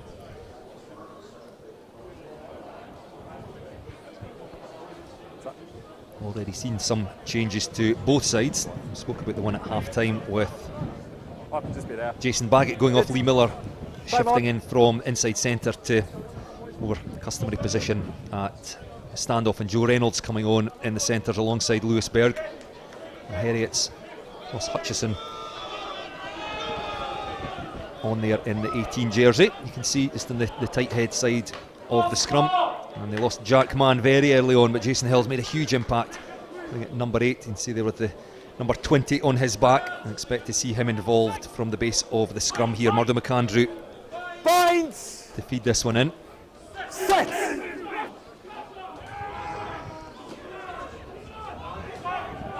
Go in. And it comes Okay, 9. back to the feet of Jason Hill. Looks like Murdo McAndrew will just play this one away himself. Didn't quite get the timing right. Little kick through there by Ross Jones. It's for James Cooper. It could work for him. Fantastic pick up by Cooper. Nobody at home at the back there for Watsonians. The easiest of tries for James Cooper. Adds to the try he scored against the Bulls last week. Fantastically weighted kick by Ross Jones. And James Cooper to pick it up, but where was the Watsonians defence? It was absolutely gorgeous from the back of that scrum. You can see the pressure coming on from Watsonians again, but McAndrew, I thought Jones got a bit flat, but he managed to just go on the outside of the defender. You can see there Guthrie really flat, just expecting that pass to go in, but it's a set play. They know exactly what they're doing. You can see Murdo McAndrew here. He knows that his fullback wants the ball. He is going to get pretty flat, but the bounce out to the right hand side just opens that up. And Guthrie, he's on the turn. He's never going to beat Cooper, and the ball set up really nicely for Cooper in the corner, and it's another good score for Heriot, and they've started the second half just the way they did the first. There was one where it was kind of 50-50, but then you put that back, and it didn't really make a difference. James Cooper really coming into some form as he came off the bench last week through at Millbrae and played really well overall, but capped it off with a great try, ran down the stand side, lots of work to do. Adds to his tally today. That one perhaps a bit easier. He still had to take the ball on the run there. Wasn't under a huge amount of pressure. As you say, he'd already beaten Angus Guthrie, or Ross Jones rather, had probably beaten him with the kick. Weighted it perfectly. I suppose I was being a bit critical of the Watsonians' defence there, but it's hard, as you say. You're the attacking team. You know where you're going from the set play. The defence is not quite so sure, and I need to see it from a wider angle just to see if Harry Patterson was maybe a bit out of position, but probably expected play to go the other way. Either way, Heriots now have a very healthy lead. Third try of the afternoon for them. James Cooper, the try scorer. Bruce Houston, his first missed kick of the day. Yeah, it's a challenging kick there for Houston, and it was close, but just maybe not close enough. But you can see there the replacement FOSROC is coming on to replace Brand at scrum half, so another different dimension at the halfbacks is Watsonians look to try and find the answer to really spark them into life. But yeah, going back to your point there, Bruce, it would have been interesting to see where Patterson was loitering about, because in a central field scrum it's difficult to defend as a fullback. So you would usually just go with the phase of play, but maybe just got too much in the open side there, the fullback, and not able to scramble across enough. To be fair to them, the scrum had originally wheeled the other way, and whether that had just fooled them into thinking that Heriot would be forced to go to the left. But they went with plan A, which is to go to the right. Ross Jones in, the fullback at first receiver. Wonderful kick through for James Cooper to score the third Heriot's try of the afternoon. So Watsonians really do need to be the next side on the scoreboard. We've got a chance here. Harry Patterson, tackle just outside the Heriot's 22. Wide on the left channel, little tip on there. Good charge again by Seb Cecil. He's been outstanding today in the 6th jersey. And out into the midfield, a couple of missed tackles. Sam Grahamslaw, the new man on in the front row for Watsonians, charges forward, still in possession.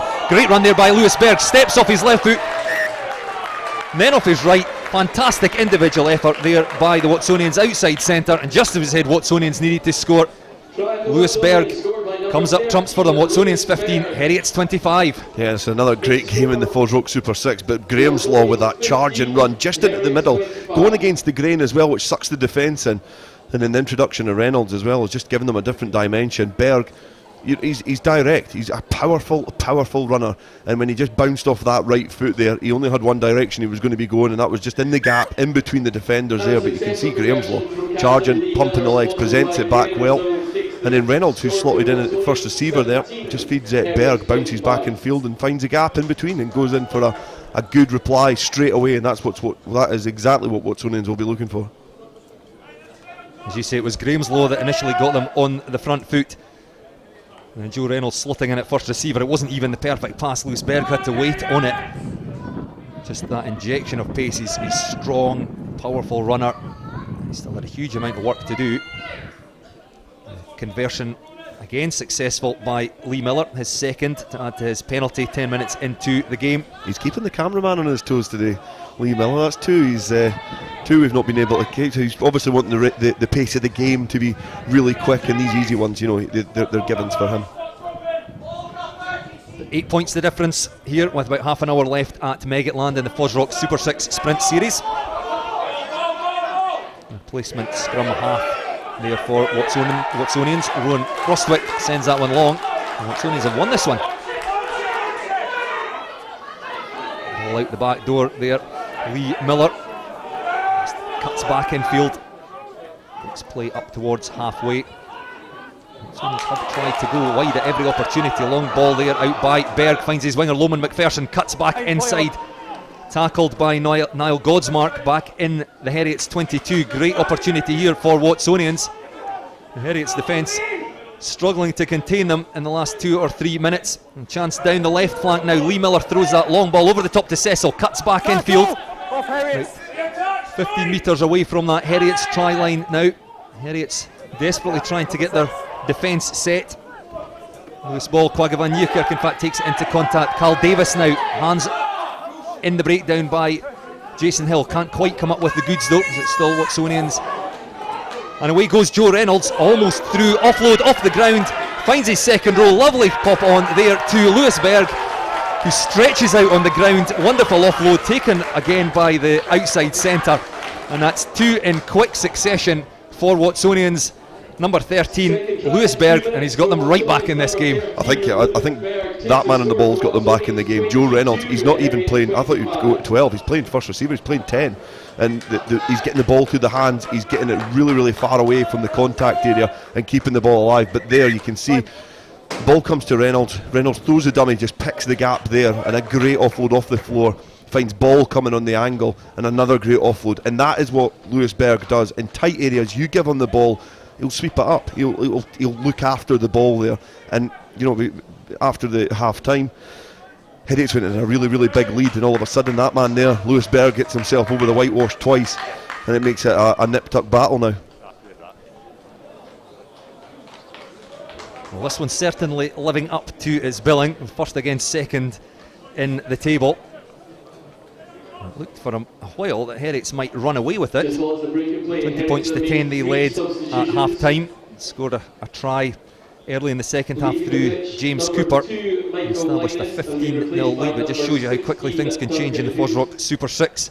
A few quick-fire tries for Lewis Berg, and the conversion, well, we're waiting on that because of a treatment here to one of the Heriots players, but you've got to imagine that Lee Miller will be successful with this one, and we've got a 1-point game on our hands. Yeah, and we'll get to watch it. But I think that shows you exactly, if you want to look down the results from the FOSROC Super 6 series, go and look at how tight the games are. They're all really, really tight. Watsonians' first game, where they beat Stirling County, was so close. 26 points to 24 they won at home, and against a Stirling County team who have been playing really, really well, really, really good rugby.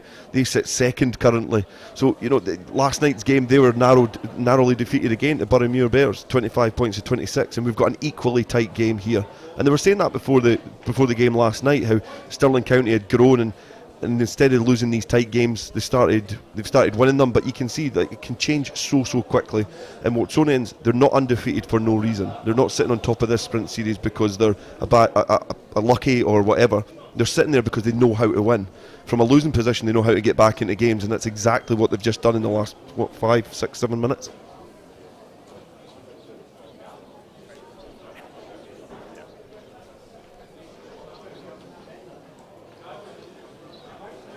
As you said, Dale, we expected Joe Reynolds would just slot in at inside centre and Watsonians would give Lee Miller some game time at standoff, but the New Zealander Reynolds has slotted in at first receiver there, and he has really added something to this Watsonians attack, because they seem to be a bit lateral. You could see what they were trying to do in the first half, but not quite getting it right. He seems to be just a bit more direct, and he's finding his runners, and he's definitely up the game for Watsonians.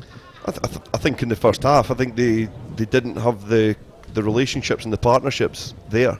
You can see the influence that he's having there. He's onto the pitch, he's telling people how they want to play, given his experience that he's got. He's 32, 33 year old.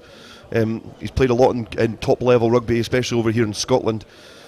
He was played in a Premiership final for Curry against Mar. He's got that experience in this game. He's come off and he's had such an impact already. Not to be too offensive, I couldn't play at this level. I definitely couldn't play at this level. But watching this, I think Watsonians looked a little bit naive and a little bit clueless in the first half, bordering on boring. And I think Reynolds has came in and he's breathed some life into that back division. And Berg, who was a bit of a passenger in the first half, is now centre stage. He's now the lead actor in this fixture.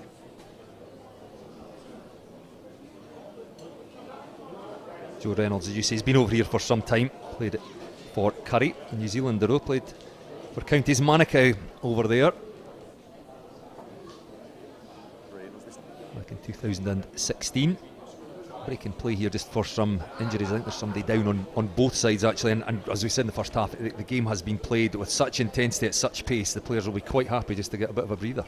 Yeah, I think it's been an intensive second half. I think it is Lewis Glovenlock, the Heriot's open side, who's getting some treatment from the try which was eventually scored by Watsonians. So we do obviously wish him the best and hope it's not as bad as it seems, but obviously the medical staff from both sides taking no risks whatsoever with the players' welfare and making sure that he's looked after. But it's been a really exciting game. This has been an excellent game to watch and to cover, because both teams have really went at it. Sometimes you find that the teams take a while to kind of feel each other out. It would be great, he's had 2 tries in the second half. We've already had one from Heriot as well to open proceedings. So it's end-to-end stuff here, and this is where I get a little bit frustrated at the term that this is a warm-up. This is a warm-up tournament. I don't see any inclination that this is a warm-up tournament for anything, because these squads are littered with so many talented players. I don't think the coaches look at it as a warm-up tournament. There's a trophy to win. There's bragging rights. There's the history of cementing your place in Super 6 rugby at stake, and 51 minutes in, you can see how tight this game is with the kick to come for Watsonians, and none of them will want to lose this game. I agree 100%, and there's also the individual side of it. Many of these guys want to go on and play professional rugby. They don't get the luxury of cruising through the sprint series. There are guys at professional level watching them every single week. This is your spotlight, isn't it? This is the exposure that these players are fortunate enough to have. I feel like they've got to then put their side of their bargaining tool up as well, and say that if you give me that platform, I'll perform. And nobody's going to say I'll let you off for that because that was a practice tournament or whatever. They're going to say, I'm watching the sprint series, you were absolutely phenomenal against some top quality opposition, and that's what it boils down to. Some of these players look and could, and in years to come, we could be sitting here going, do you remember watching him in the Super 6 sprint series? Do you remember those 2 tries from Berg? Do you remember the way that he played? And that's what this platform does allow these players to do. I had Kenny Murray alongside me in commentary this afternoon, head of player transition, a new role created at Scottish Rugby, and as part of that he heads up the Scotland Under-20 programme, head coach, and he's really excited by how many of the young players are getting an opportunity this year. We've put a limit on how many non-Scottish qualified players we can have. I think the limit is maybe 4 or 5, but a lot of these squads, they've only got 2. They predominantly are made up of young Scottish talent.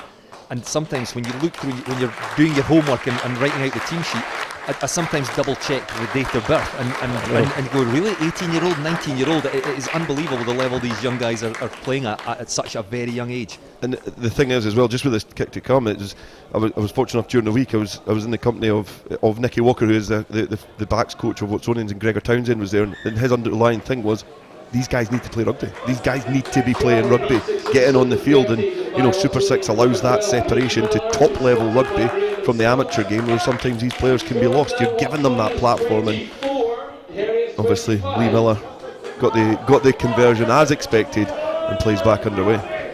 Good to see Lewis Govenlock walking off the pitch there. Stretcher had been brought on but didn't need it. I wish him well. Looked a bit sore as he went off. It's 2 at the back row that Heriots have lost. They've lost their open side flanker and their number 8, Jack Mann, very early in the half. Jason Hill on for Mann. Lee Miller, as they said, with the conversion there. Lewis Berg's try. 2 tries for the outside centre in the space of 3 minutes, and we have a 1-point game on our hands with about half an hour left to play here at Meggetland. Just a reminder, on neutral territory today, Mireside unavailable. Both these sides seem to be enjoying their afternoon on the Boroughmuir Bears pitch on the south side of Edinburgh, but it's Gelderbloom on at scrum half for Watsonians, ball for Heriots rather. Ball lost by the Heriots backline, and look to try and get themselves on the attack once again. And both sets of players, I mean, they've had a 5-6 minute break there. You can see them just sort of trying to keep themselves warm. Well, not a cold day at all here at Meggetland, but it might just take them a minute or 2 to get back into the flow of the game. Yeah, players like Savala, who's came off the bench for Heriots, he was great in the win here at Meggetland against Boroughmuir Bears a few weeks ago, and he came off the bench. He made a huge impact, so you'll see him drop really, really deep in behind the runners in front of him, and his footwork can unlock defences. So you can see that both teams have went to the bench to try and then get that little fine margin to get them over the line, because there's a lot of new players came onto the field of play. Rowan Frostwick on there in the 21 jersey for Watsonians at scrum half. Lee Miller in at first receiver there. Left foot kick through, very long. Heriots have got to go all the way back almost to their try line to deal with that one. Good return taken on halfway by Lee Miller, who just charges forward, steps off his left and right foot. He's trying to make an extra metre or two. Dragged down by Fraser Hastie on in the back row for Govanlock. Tackle! Out 4. Watsonians tackled centre field outside the Herrick's 22. Jason Hill coming round there, trying to steal that one. Rowan Frostwick desperate to keep the pace of the game up. He realises Watsonians now, they've come back from a 15-point deficit. They've got it down to 1 point momentum with them. Desperate to keep the pace of the game up. You can see Frostwick just trying to get in there, get that ball away from the breakdown, and Jason Hill just clambering over. I don't think he was the player that was penalised there, actually. I think they were not releasing on the floor, but it's, you know, that's a very silly penalty to give away right in front of the sticks, and Lee Miller here gets a chance to put Watsonians in front for the first time in this game on 55 minutes. It's a huge kick for the inside centre and the captain of Watsonians.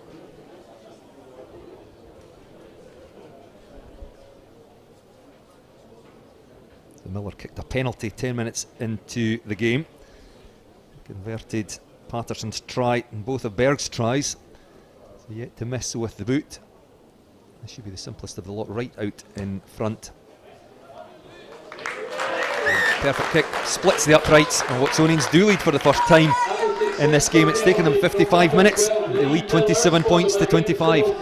Yeah, I think, you know, in the first half, Watsonians enjoyed a lot of territory, a lot of possession. They never had any end product, and now they're getting themselves in areas where they're putting Heriots under pressure, and they can benefit from these errors, like the penalties right in front of the sticks. And you know, Watsonians are a different beast in the second half, and they just get their noses in front. But this game is far from done. Ian Moody's lost that from the restart. He initially took it, but he's lost it inside his own 22. So Heriots then with a chance to get themselves back into this game, and you feel they need to stem the flow of that Watsonians attack somehow. Charging into contact, Jason Hill in again there, just picks that ball up, drives another metre or two forward. And back it comes again for Heriots. They play the ball out behind the forwards and get the ball wide. Robert Kay, first start of the season today. We've not seen too much of him as an attacking force. Takes the ball into contact inside that Watsonians 22. Nice little tip on there by Rory Leishman, the Heriots captain. Cleared by Fraser Hastie. Once again out into the midfield. Good defence by Carl Davis and Seb Cecil for Watsonians. Be desperate not to let Heriots back into this one. See Savala on there, Edinburgh pro.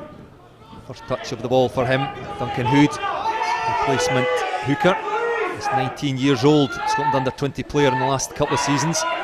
Once again choosing not to use it forward and trying to get it out into the wide channels. Back goes Kay again. Heriots lost some ground but still have possession. Good continuity here from the men from Golden Acre. Again, Gelderbloom trying to inject some pace in. They found some space down that right channel. Houston and Cooper trying to combine.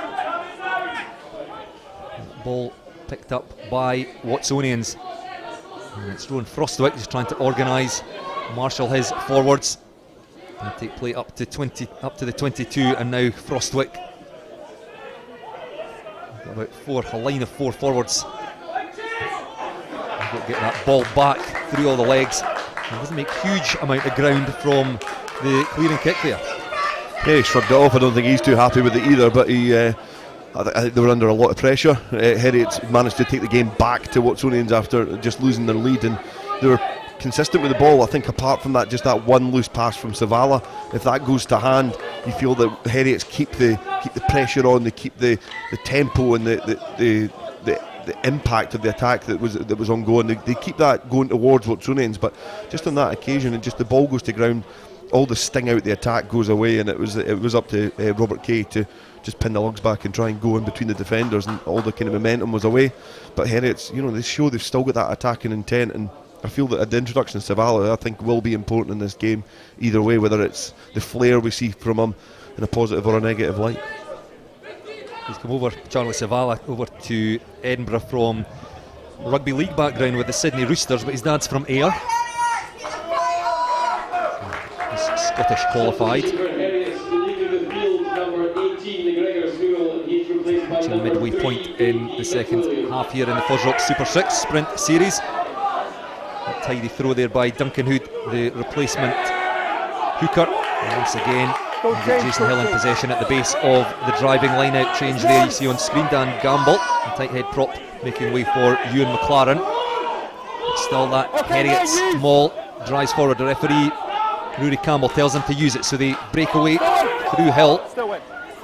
Someone's felt that ball was out there. I think it was Sam Grahamslaw thought about coming around the corner and picking that one up. Probably made the right decision not to. Still Heriot's parrying through the forwards.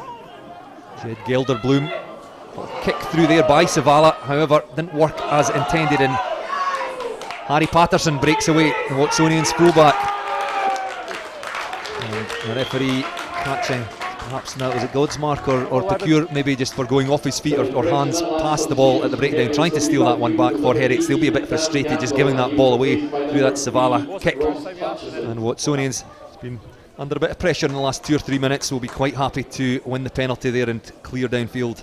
Yeah, I knew Savala would have an impact. He was brilliant when he came off the bench against Boroughmuir Bears, but you can see there just forces it a little bit too much. It really wasn't on to kick, and it doesn't really play into Heriot's style. They like to maintain possession and put the pressure on opposition teams, and they kick the ball away in that position. It certainly was forced. It wasn't needed, and Watsonians benefit from that. They can kick downfield, relieves the pressure, and they can continue to protect this 2-point lead.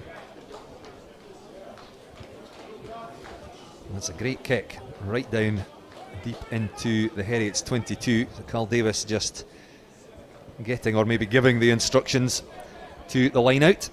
Seb Cecil has been his main target this afternoon. See with the 6 jersey on at the front. Perhaps go further back this time. It does, it finds Ian Moody at the back, a fantastic line out jumper, and then taken into contact by Sam Grahamslaw. Good carry by the front row replacement. And round the corner comes Van Niekerk again. In goes Jason Hill, looked a bit in the side, but still Watsonians in possession. Couldn't take that one cleanly though, and a chance for Heriots. Back in their own line, Cooper darting into contact, and you think they will just send this one downfield. Counter ruck there by Watsonians. It's Lewis Ball just trying to make a nuisance of himself at the breakdown. That one stays infield though, and taken by Harry Patterson at the back. Can he find himself some space? Looks for some support. Has a go himself, skips out the first tackle. Eventually dragged down by Jason Hill. Needs some help from one of the other Heriots tacklers. Then goes Frostwick. Back it comes once again to Joe Reynolds. Just has a go himself, goes straight through the first tackle. Makes 5 or 6 metres. In goes Frostwick again. He's got support with him in the shape of Gregor Skugel, the tight head prop. Quick ball again for Frostwick. And there goes Lewis Ball. Lovely offload for that second Lewisberg try. And Watsonians have found their way into that Heriot's 22. Ball lost though, knocked on as they were just building some momentum there, and Heriots again under the cosh in these last 2 or 3 minutes. Lewis Ball, as I say, has been prominent with ball in hand. Frostwick hit hard there. The ball picked up by Quagga Van Niekerk. Well, in fact, it was I think it was Campbell Wilson tried to offload the ball there to Quagga Van Niekerk. Couldn't find his hands, and it will be a Heriot scrum. I think you can see the intensity. The bodies are piling in. You can see that there's a bit of a tension on the ground. I think that's Gregor Skugel who took a throw when he carried the ball into contact. But you know, the intensity of this game has been phenomenal, and no wonder there's been players going off the field to play, because all members of this, both squads, have been putting their body on the line to try and beat their bitter rivals. You said in the build up to the game how much the history between these two sides, and it's been an absolute phenomenal game between Watsonians and Heriots, and they're certainly putting their bodies on the line. And Jason Hill, the man there, he was a replacement for Jack Mann. He's certainly been one of them. The first game between these two sides way back in 1890, 132 years ago. That's the year the Heriots Club was founded. Watsonians a bit older, 1875. There's a huge amount of history attached to this one. There have been lots of physical encounters between the two over the years, but this will be up there.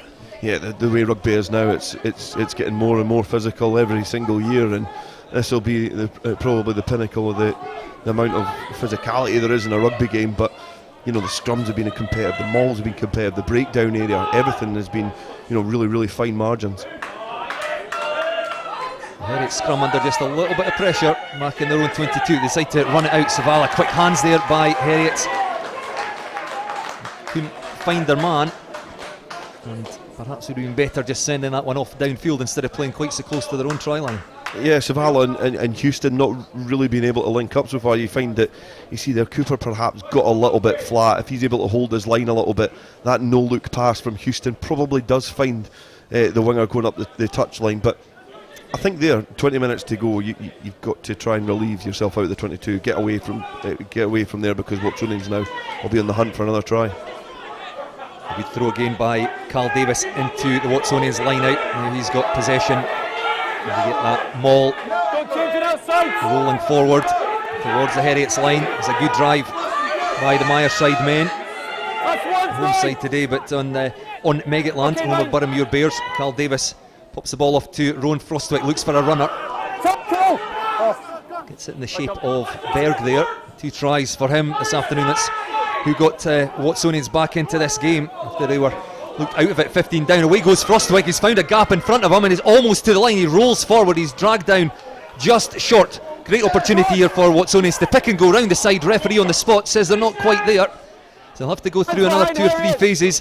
Heriot's defending for their lives on their own try line here. And Seb Cecil just standing at the back. He's got Quagga van Niekerk with him. In goes Ball as well. Out ball, Lewis Ball. 2 second rows combining there.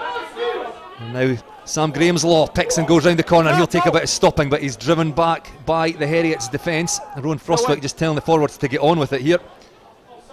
Gregor Skugel now, he's got help from Quagga van Niekerk. Again, goes close. Heriot's piling bodies in there just to keep Watsonians out. Again, Frostwick decides he's going to try and get this one a little bit wider. Has a dart himself, tries to pull the defence onto him. Watsonians once again going very, very close, but driven back over that Heriot's line. Frostwick in again. He's got Miller standing there, decides to use the forwards once more. Lewis Ball drives towards that Heriot's try line. And there goes that Miller in there looking as a scrum. No, it's in fact Ian Moody, the number 8. Once again gets very close to the try line. He looks like he's over. It's whether he has got that one down or not. The referee on the spot, Rory Campbell, says no. That ball has been held up. Great defence there by Heriot Rugby. Watsonians going through multiple phases with the forwards there, but unable to come up with the goods. Yeah, you got to really protect. I feel you got to really protect the ball carrier from a metre out now with the new law that if you're held up, you do kind of cough up your attacking opportunity because it's a try line dropout. And I think Moody perhaps should have went to ground initially, tried to get the ball back, but you know, even from that angle, it looks like he perhaps was maybe carried over the line by the Heriot's defender. So really intelligent defence from those guys. Yeah, it's a risky thing to do, but as you say, with the change in the laws, previously that would have been a scrum 5, it's now a goal line dropout for the defending side. And if you are sure that you have got the ball held up, it's wrapped up and it's not going to be a try, it's almost better to let the attacking side come over the try line, hold them up, and you get a chance to clear. Yeah, I thought that, but it is a risky thing to do because it's quite easy for a player to just have that little bit of show of strength and wriggle out of your grasp, and all of a sudden you've carried a player over the try line, you've scored a try. And I think in the years to come we'll probably see a lot of that, but good defensive effort there initially from Heriot to thwart that attempt. But Watsonians again looking very, very dangerous and growing every minute this game gets older. Charlie Savala with that goal line dropout, it's not gone very far, taken by Lewis Berg. Seb Cecil there with him, skips out the first tackle. And goes Cecil to clear that, and Rowan Frostwick looking for runners. Quick ball there from the Watsonians forwards. Frostwick again out to Miller, just drops the ball off to the Watsonians runner. Once again Frostwick just misses out. Carl Davis goes a little bit wider and play now inside that Heriot's 22. An intercept there, not for the first time this afternoon. Bruce Houston taking that one, kicks it long away downfield into the Watsonians 22. Watsonians from banging away on the door, the Heriot's line now have got to go at the length, and they may well do it through Lewis Berg. Thought of a pass there, offloads it to his winger Angus Guthrie. He's got the other winger Loman McPherson with him, and McPherson will go in the corner. It's end-to-end stuff here at Meggetland. Outstanding score for Watsonians. Loman McPherson, the right winger, the man to go over in the left corner. From being held up over the Heriot's try line, intercepted by Bruce Houston. which we'll see here, which he kicked downfield, and Watsonians had to go all the way back to their 22. It was Lewis Berg who scored 2 tries in this second half to get his side back into it. Broke downfield, so Berg gets his hands on the ball here. And he just darted off upfield, saw forwards in front of him, just got that fend going. He looked to pass it here, decided not to give it, but stayed on his feet in the tackle, offloaded it there to Angus Guthrie, and he timed his pass nicely, just waited on the last man, the Heriot's fullback Ross Jones, coming onto him and fed his fellow winger Loman McPherson. Outstanding try there for Watsonians. That's a brilliant try to watch, absolutely great, because just when Watsonians are knocking on the door, Heriots all of a sudden get the ball in their hand, and it's the man Houston who puts in a brilliant kick downfield. But just the intent to play from deep was great from Watsonians there. Just the courage to back themselves and be able to recycle themselves as well, because I think it was McPherson who initially gathered the ball to get back round and put himself in a scoring position. Brilliant stuff.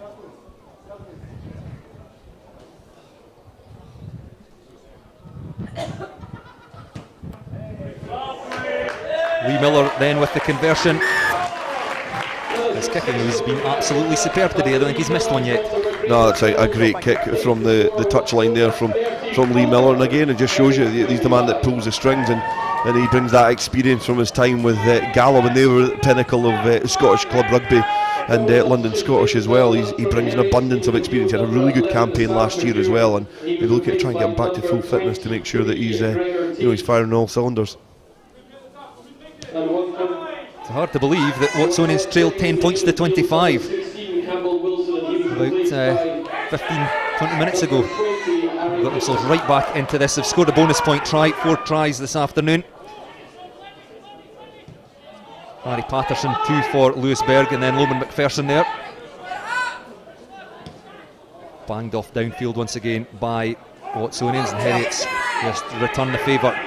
Picked up at the back by Harry Patterson. He decides to kick that one into touch and finds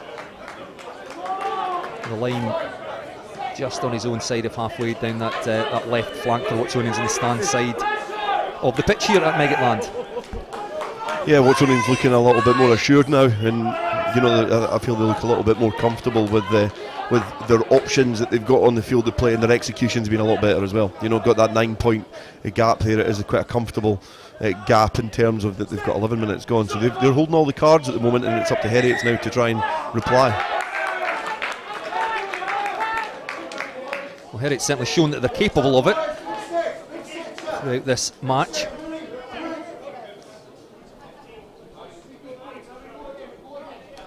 Ten minutes left to play. It's round 4 of the FOSROC Super 6 Sprint Series.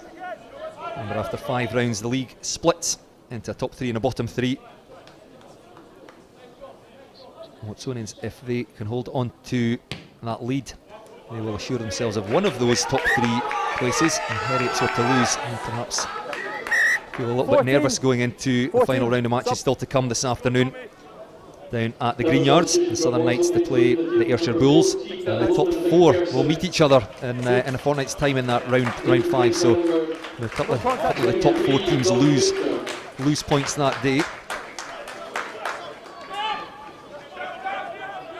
Heriots then with attacking line out inside the Watsonians 22, initially driven back a metre or so by the Watsonians defence, but Jason Hill, as he has been all afternoon since coming on early for Jack Mann, in control at the base of the line out. However, Watsonians have got themselves round there. Seb Cecil seems to have got himself legally onto the wrong side there and prevented that ball coming back, and as Heriots had taken it in and it doesn't find its way back on their side, it will be a Watsonians put into the scrum.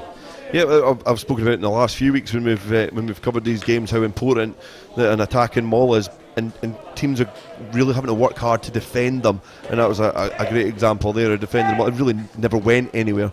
Heriots brought it down. They were always met with a really cohesive, strong Watsonians pack that was able just to drop the anchor and not be pushed back, and they managed to starve the Seb Cecil managed to get himself through, and I think he's been excellent so far this afternoon. He's, in terms of the Watsonians players, he certainly put his hand up and helped to drag his team forward.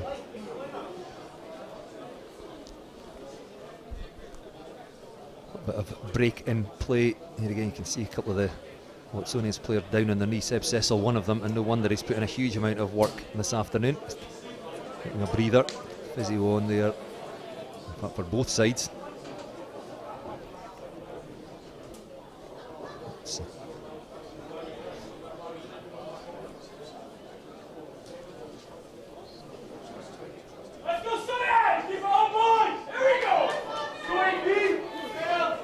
Tight hamstrings, I think, there, Jamie Campbell. Originally through the ranks at Kelvinside Academy, played a bit of rugby at Biggar, Scotland under-20 player. Alongside Ronan Sadak in the Heriot's second row. Ronan Sadak played for Poland alongside his brother.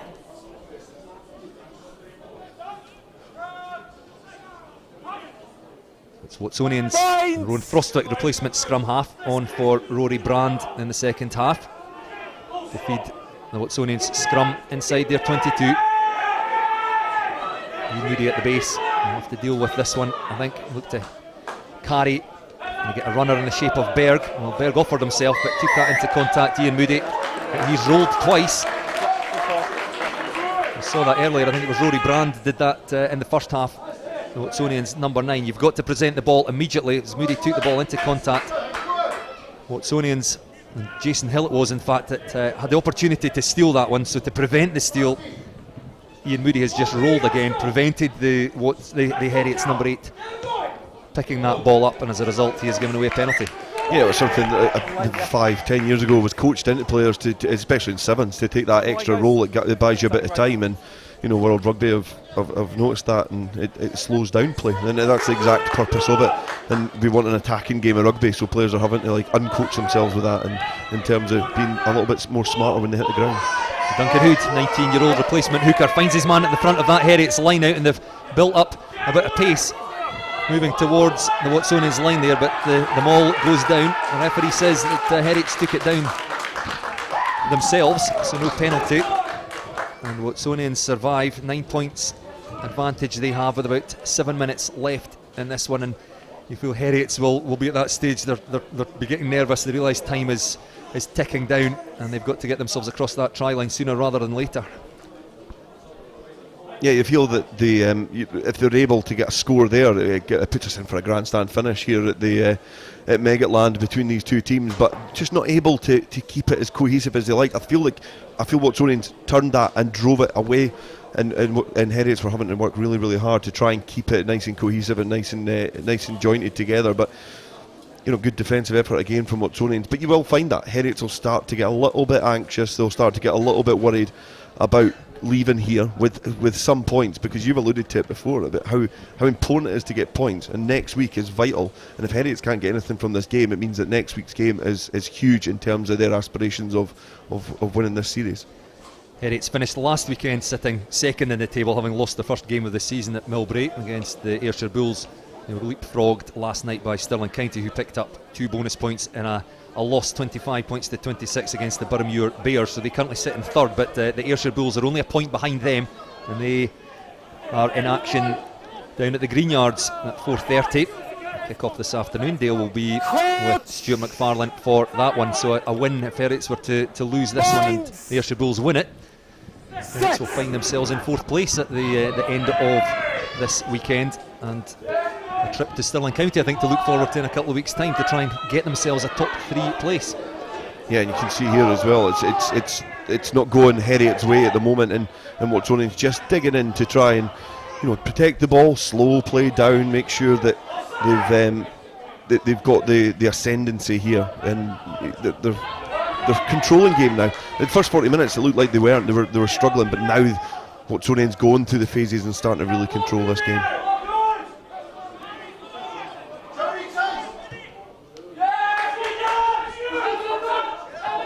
Clearing kick there by Watsonians doesn't find touch, taken wonderfully well by James Cooper.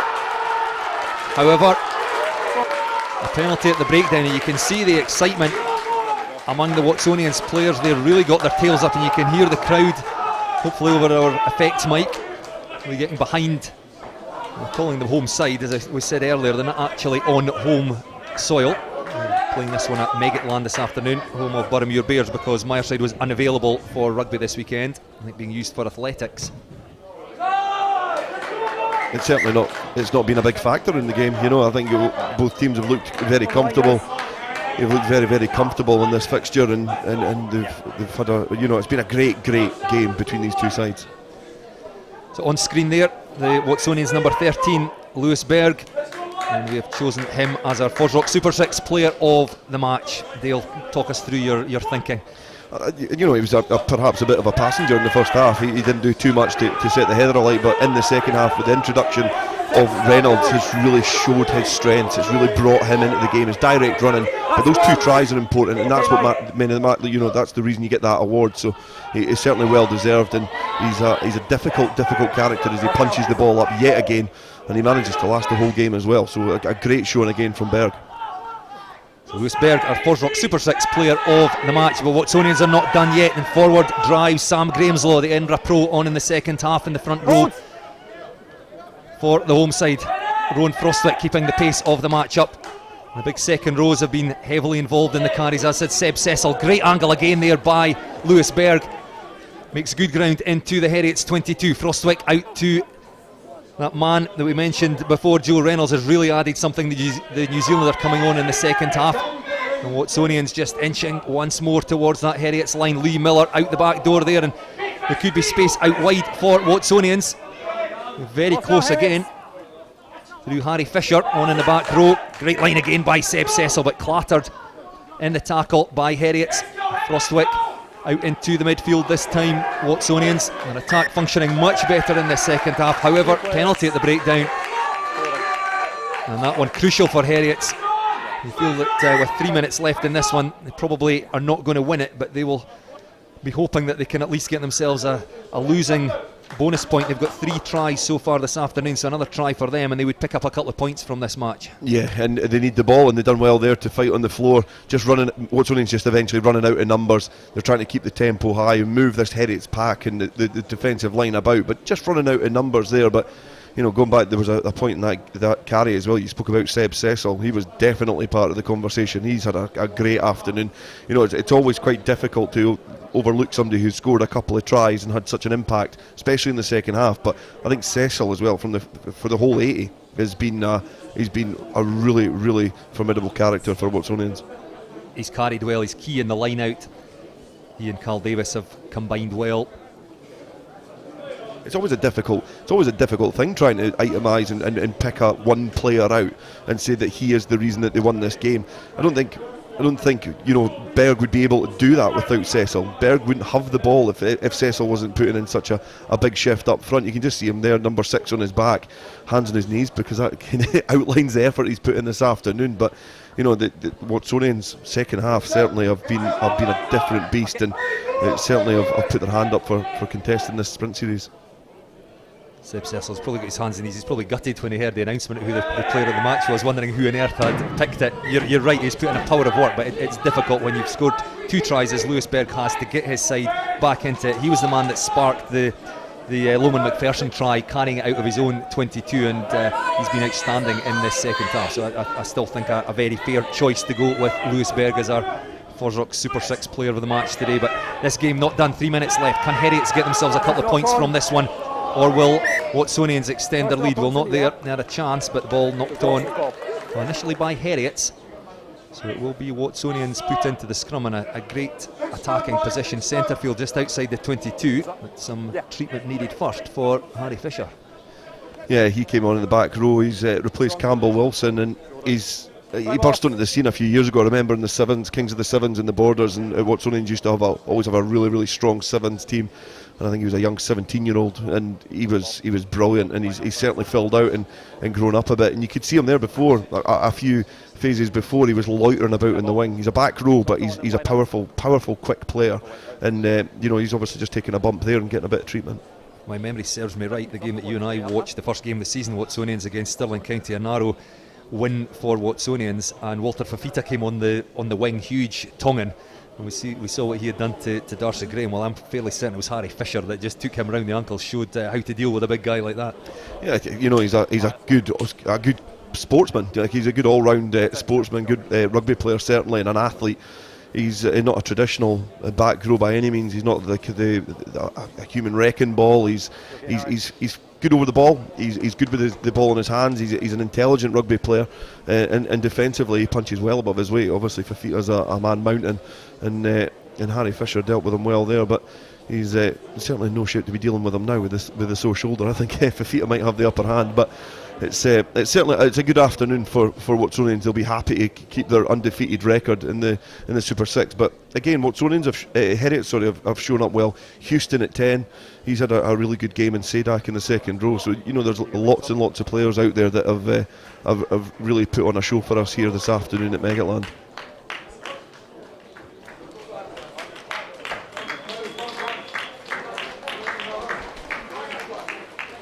Looks like he is going to have to go off the field, which is a shame. Not long on there. Hopefully it's nothing serious. Another replacement required for Watsonians. We spoke about the physicality of the FOSROC Super 6, and it's no wonder we're seeing players go off every week with knocks. Scrum here. Look at the size of that front row now on this side. Sam Grahamslaw with a 17 jersey on. He is enormous Edinburgh prop. He's got Carl Davis alongside him. Seb Cecil with the 6 jersey on this side as well. And then Moody at 8. Expect to see Moody involved here. Rowan Frostwick. So options both sides for Watsonians. I imagine they will go to the right. It's going to be an interesting battle on this side. I've not been watching it too much really, but the height of those props on this side there, you can see Grahamslaw. He's a very tall prop, and so is his opposite man there as well. So that, it's an interesting battle. Sometimes you do get little short props, and they're all round about the same size in terms of their weight category. But the height of it is always an interesting component in terms of the dynamics of a scrum. Although he's got the 3 jersey on, I think that's Ross Hutchison. I think there's a change. Dan Gamble wore a different jersey. He started the game, so it's Ross Hutchison come on in the 3 jersey for Heriot's under a bit of pressure there from Grahamslaw. As that Watsonians scrum inches forward. Rowan Frostwick gets the ball from his number 8, Ian Moody, out the back door there to Angus Guthrie, who slips as he goes into contact.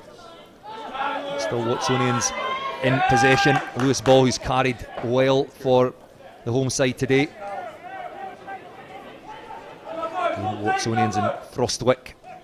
Nice little tip on there to Lewis Ball from Grahamslaw, combining well in that little pod of 3 forwards.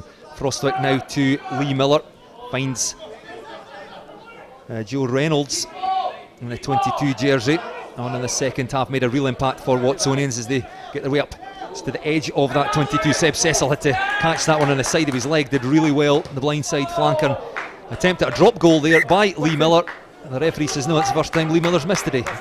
Yeah, it was a snapshot there from Lee Miller, but he just noticed that we're going nowhere. He just wants to run down the clock and found himself in a position where he could potentially get the 3 points there. You can see Cecil carrying the ball well yet again, even in difficult circumstances, but it's just a snap attempt there from the right boot from Lee Miller. It would have taken any hopes of Heriot's leaving here with anything a little bit further away from them, but Heriot's now ball in hand, get the chance to try and go for deep. Last chance saloon here for Heriot's, and the clock almost in the red. If they want to take anything from this game, they've got to score now. A try at the other end would get them a losing bonus point and a try bonus point. Away they go, kicked ahead.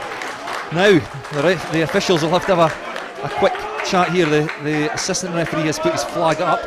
The referee had a quick word with him, but I think that ball has just has it come off a Watsonians player? It has indeed, so it will be Heriot's. Dangerous kicking that away. Referee, I can hear him on the mic there saying this is last play, so Heriot's maybe a little bit fortunate there. They will throw into the scrum outside that Watsonians 22. Can they score from here? Yeah, I think it was Coetzer who managed to just stop the ball getting kicked through there from the scrum half. Sorry, it was Gelderblom who was scampering down the touchline, just tried to stab the ball through, and it was Coetzer who just got a leg in the road. So Heriot's now have a chance to try and go, but it's been well stolen there, I think, by Moody in the line out. Yeah, it was Moody, yep, and they know time is up, so they can just kick it out. Rowan Frostwick just runs backwards, kicks that one out sideways, and Watsonians have come back from looked like an impossible position. They trailed by 20 points to 10 at half time. A James Cooper try early in the second half extended the Heriot's lead out to 25 points to 10, but back they came. Lewis Berg with 2 quick fire tries, and then the 4th try by Loman McPherson. Miller almost immaculate with the boot, and Watsonians dragged themselves back into this, and they've won it 34 points to 25. Yeah, and I think worthy winners in the end. Heriots, for maybe the middle part of the game, were maybe 30 minutes, maybe for that half hour in the first half and just bridging into the second half. They were, looked like they had control of the game. They looked confident. They looked like they were actually cruising, and Watsonians then galvanised themselves. The introduction of Joe Reynolds was a huge factor in this game. Graham's Law as well up front, but you look at the folk who have been on the field for the whole time. You look at Berg, Miller, you look at Ball and Cecil for Watsonians. They were fundamental to Watsonians throughout the whole 80 minutes. They grew as the introduction of the new players. It breathed some life into them, and they put on some of their best rugby. And certainly the FOSROC Super 6 man of the match, Lewis Berg, is a worthy winner with 2 tries. And the sun has come out here at Meggetland. Lovely afternoon. And a fantastic game. It really lived up to its billing of first against second in the table. The early try it came from a kick by Rory Brand, and there was a challenge in the air by Watsonians. It was going to be a penalty awarded to Heriots, and they didn't hang about. Just took the quick tap, and away went Bruce Houston. Combined nicely there with his winger Sam Pecure, and then Jack Mann, who sadly left the field shortly after, getting himself involved. Little ball over the top there, back to his standoff. I know the game barely 2 minutes old. Heriots led 7 points to 0 with Bruce Houston adding the extras. Yeah, it was great play. It was Murdo McAndrew who actually set that up. He got the quick penalty. The referee was right on the mark, so he took it quickly and he sparked that try into life, and it allowed Houston to get the conversion as well. But Lee Miller with the penalty quickly replied. Miller with the penalty on the 10-minute mark. Bruce Houston 15 minutes later with the response is to keep that 7 points advantage for Heriots. And then the Ronan Sadak try. High tackle, and I think the Watsonians defence expected the ball to be sent wide. Ronan Sadak realised there was nobody at home at the back of the ruck there and just picked up and dived over. Yeah, Emma said this before, when McAndrew ran into trouble, probably illegally, when he did run into trouble, you can see the work rate from Sadak to get on the floor, keep himself in a good position as well, and he's actually stole the ball back, and he manages just to squeeze in between the Watsonians players, and from then it looked like Heriots were cruising. So Houston once again successful with the conversion, and he extended the Heriots lead with a penalty from miles out just a couple of minutes before half time, and at this stage Heriots led 20 points to 3. An injury time at the end of the first half. Out it came after good work by the forwards. Jason Baggett just skipping out a couple of tackles, flicked the ball out the back door to his fullback Harry Patterson, who went round behind the posts and got Watsonians right back into this one at the break. Yeah, the forwards running direct, managing to just hold that defensive line, and then Baggett with some inventive work when the defensive line was splintered, and a great pass into the hands of Patterson, who was just running that nice line just off the shoulder, and that was Baggett's last phase of the game, last play of the game, because he was replaced at half time. But how important was that? Lee Miller with the conversion there, and Lee Miller now, in fact, we'll take a break. We'll come back to the action just in a second, because Lee Miller, the Watsonians captain, just presenting the FOSROC Super 6 Player of the Match award to Lewis Berg, just in the centre of shot there. Watsonians outside centre, and we'll see just very shortly why he was given Player of the Match, because with Watsonians trailing 20 points to 10 at half time, and then this try just 5 minutes into the second half for James Cooper down the right flank, and a lovely little kick through by fullback Ross Jones, picked up by Cooper. Heriots led 25 points to 10, and it seemed even at that stage that the game might well be gone for Watsonians. Pass there from Murdo McAndrew to Ross Jones, beautifully weighted kick through and a nice pick up by James Cooper. But Watsonians and Lewis Berg sprung into life. That ball out there with nothing seemingly on from Joe Reynolds to Lewis Berg, just the determination to fight his way to the try line, and that was really what sparked the comeback for Watsonians. Yeah, my people's high school education will let me down here, but I'm trying to see how many players he beat. But he's went in between about 6 players. He's wrong-footed 1-2 there, and he's went inside another couple and beat the last man. So a great run there from Lewis Berg from what was virtually nothing at that time. And you know, he could almost had one in the first half because he coughed up a ball earlier on, but it gave Lee Miller the easiest of conversions to make it a full 7 points. And then Berg again after that dart by Reynolds. He finds his second row. Lewis ball, lovely offload to Lewis Berg, just charging on at pace, and he was tackled just short to stretch out and touch that down. You see the break by Reynolds. Moody on hand, but it was the second row ball that he found. But Berg was dragged down a metre or two short. He really still had to do a bit of work to score that try. Yeah, the power of Berg is phenomenal, and he was able to just carry the 2 Heriot players over the line, and it's what he brings. It's what he brings to this Watsonian side. And after a long delay, it was Lee Miller who managed to get the conversion, and then he got a penalty not long after, just to stretch that Watsonians lead.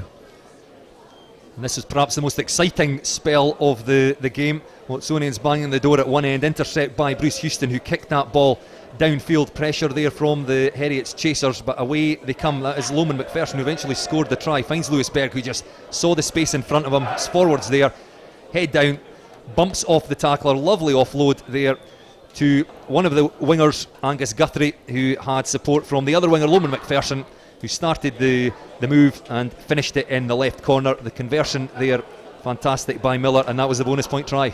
Yeah, I don't think it can be underestimated how difficult that must have been for Loman McPherson, because they're attacking on the 22. It goes all the way at the far end. He has to gather and field the ball. He keeps it alive. Berg with another great opportunity to try and show his attacking flair, managed to just fend off, open up the play, and eventually McPherson running round. You could see just at the end how much energy was zapped out of the player's legs, because it was like he was running in custard, but managed to get over the line and get that score. And in the end, I think Fergus Pringle and Nicky Walker from Watsonian Rugby will be happy with their efforts this afternoon.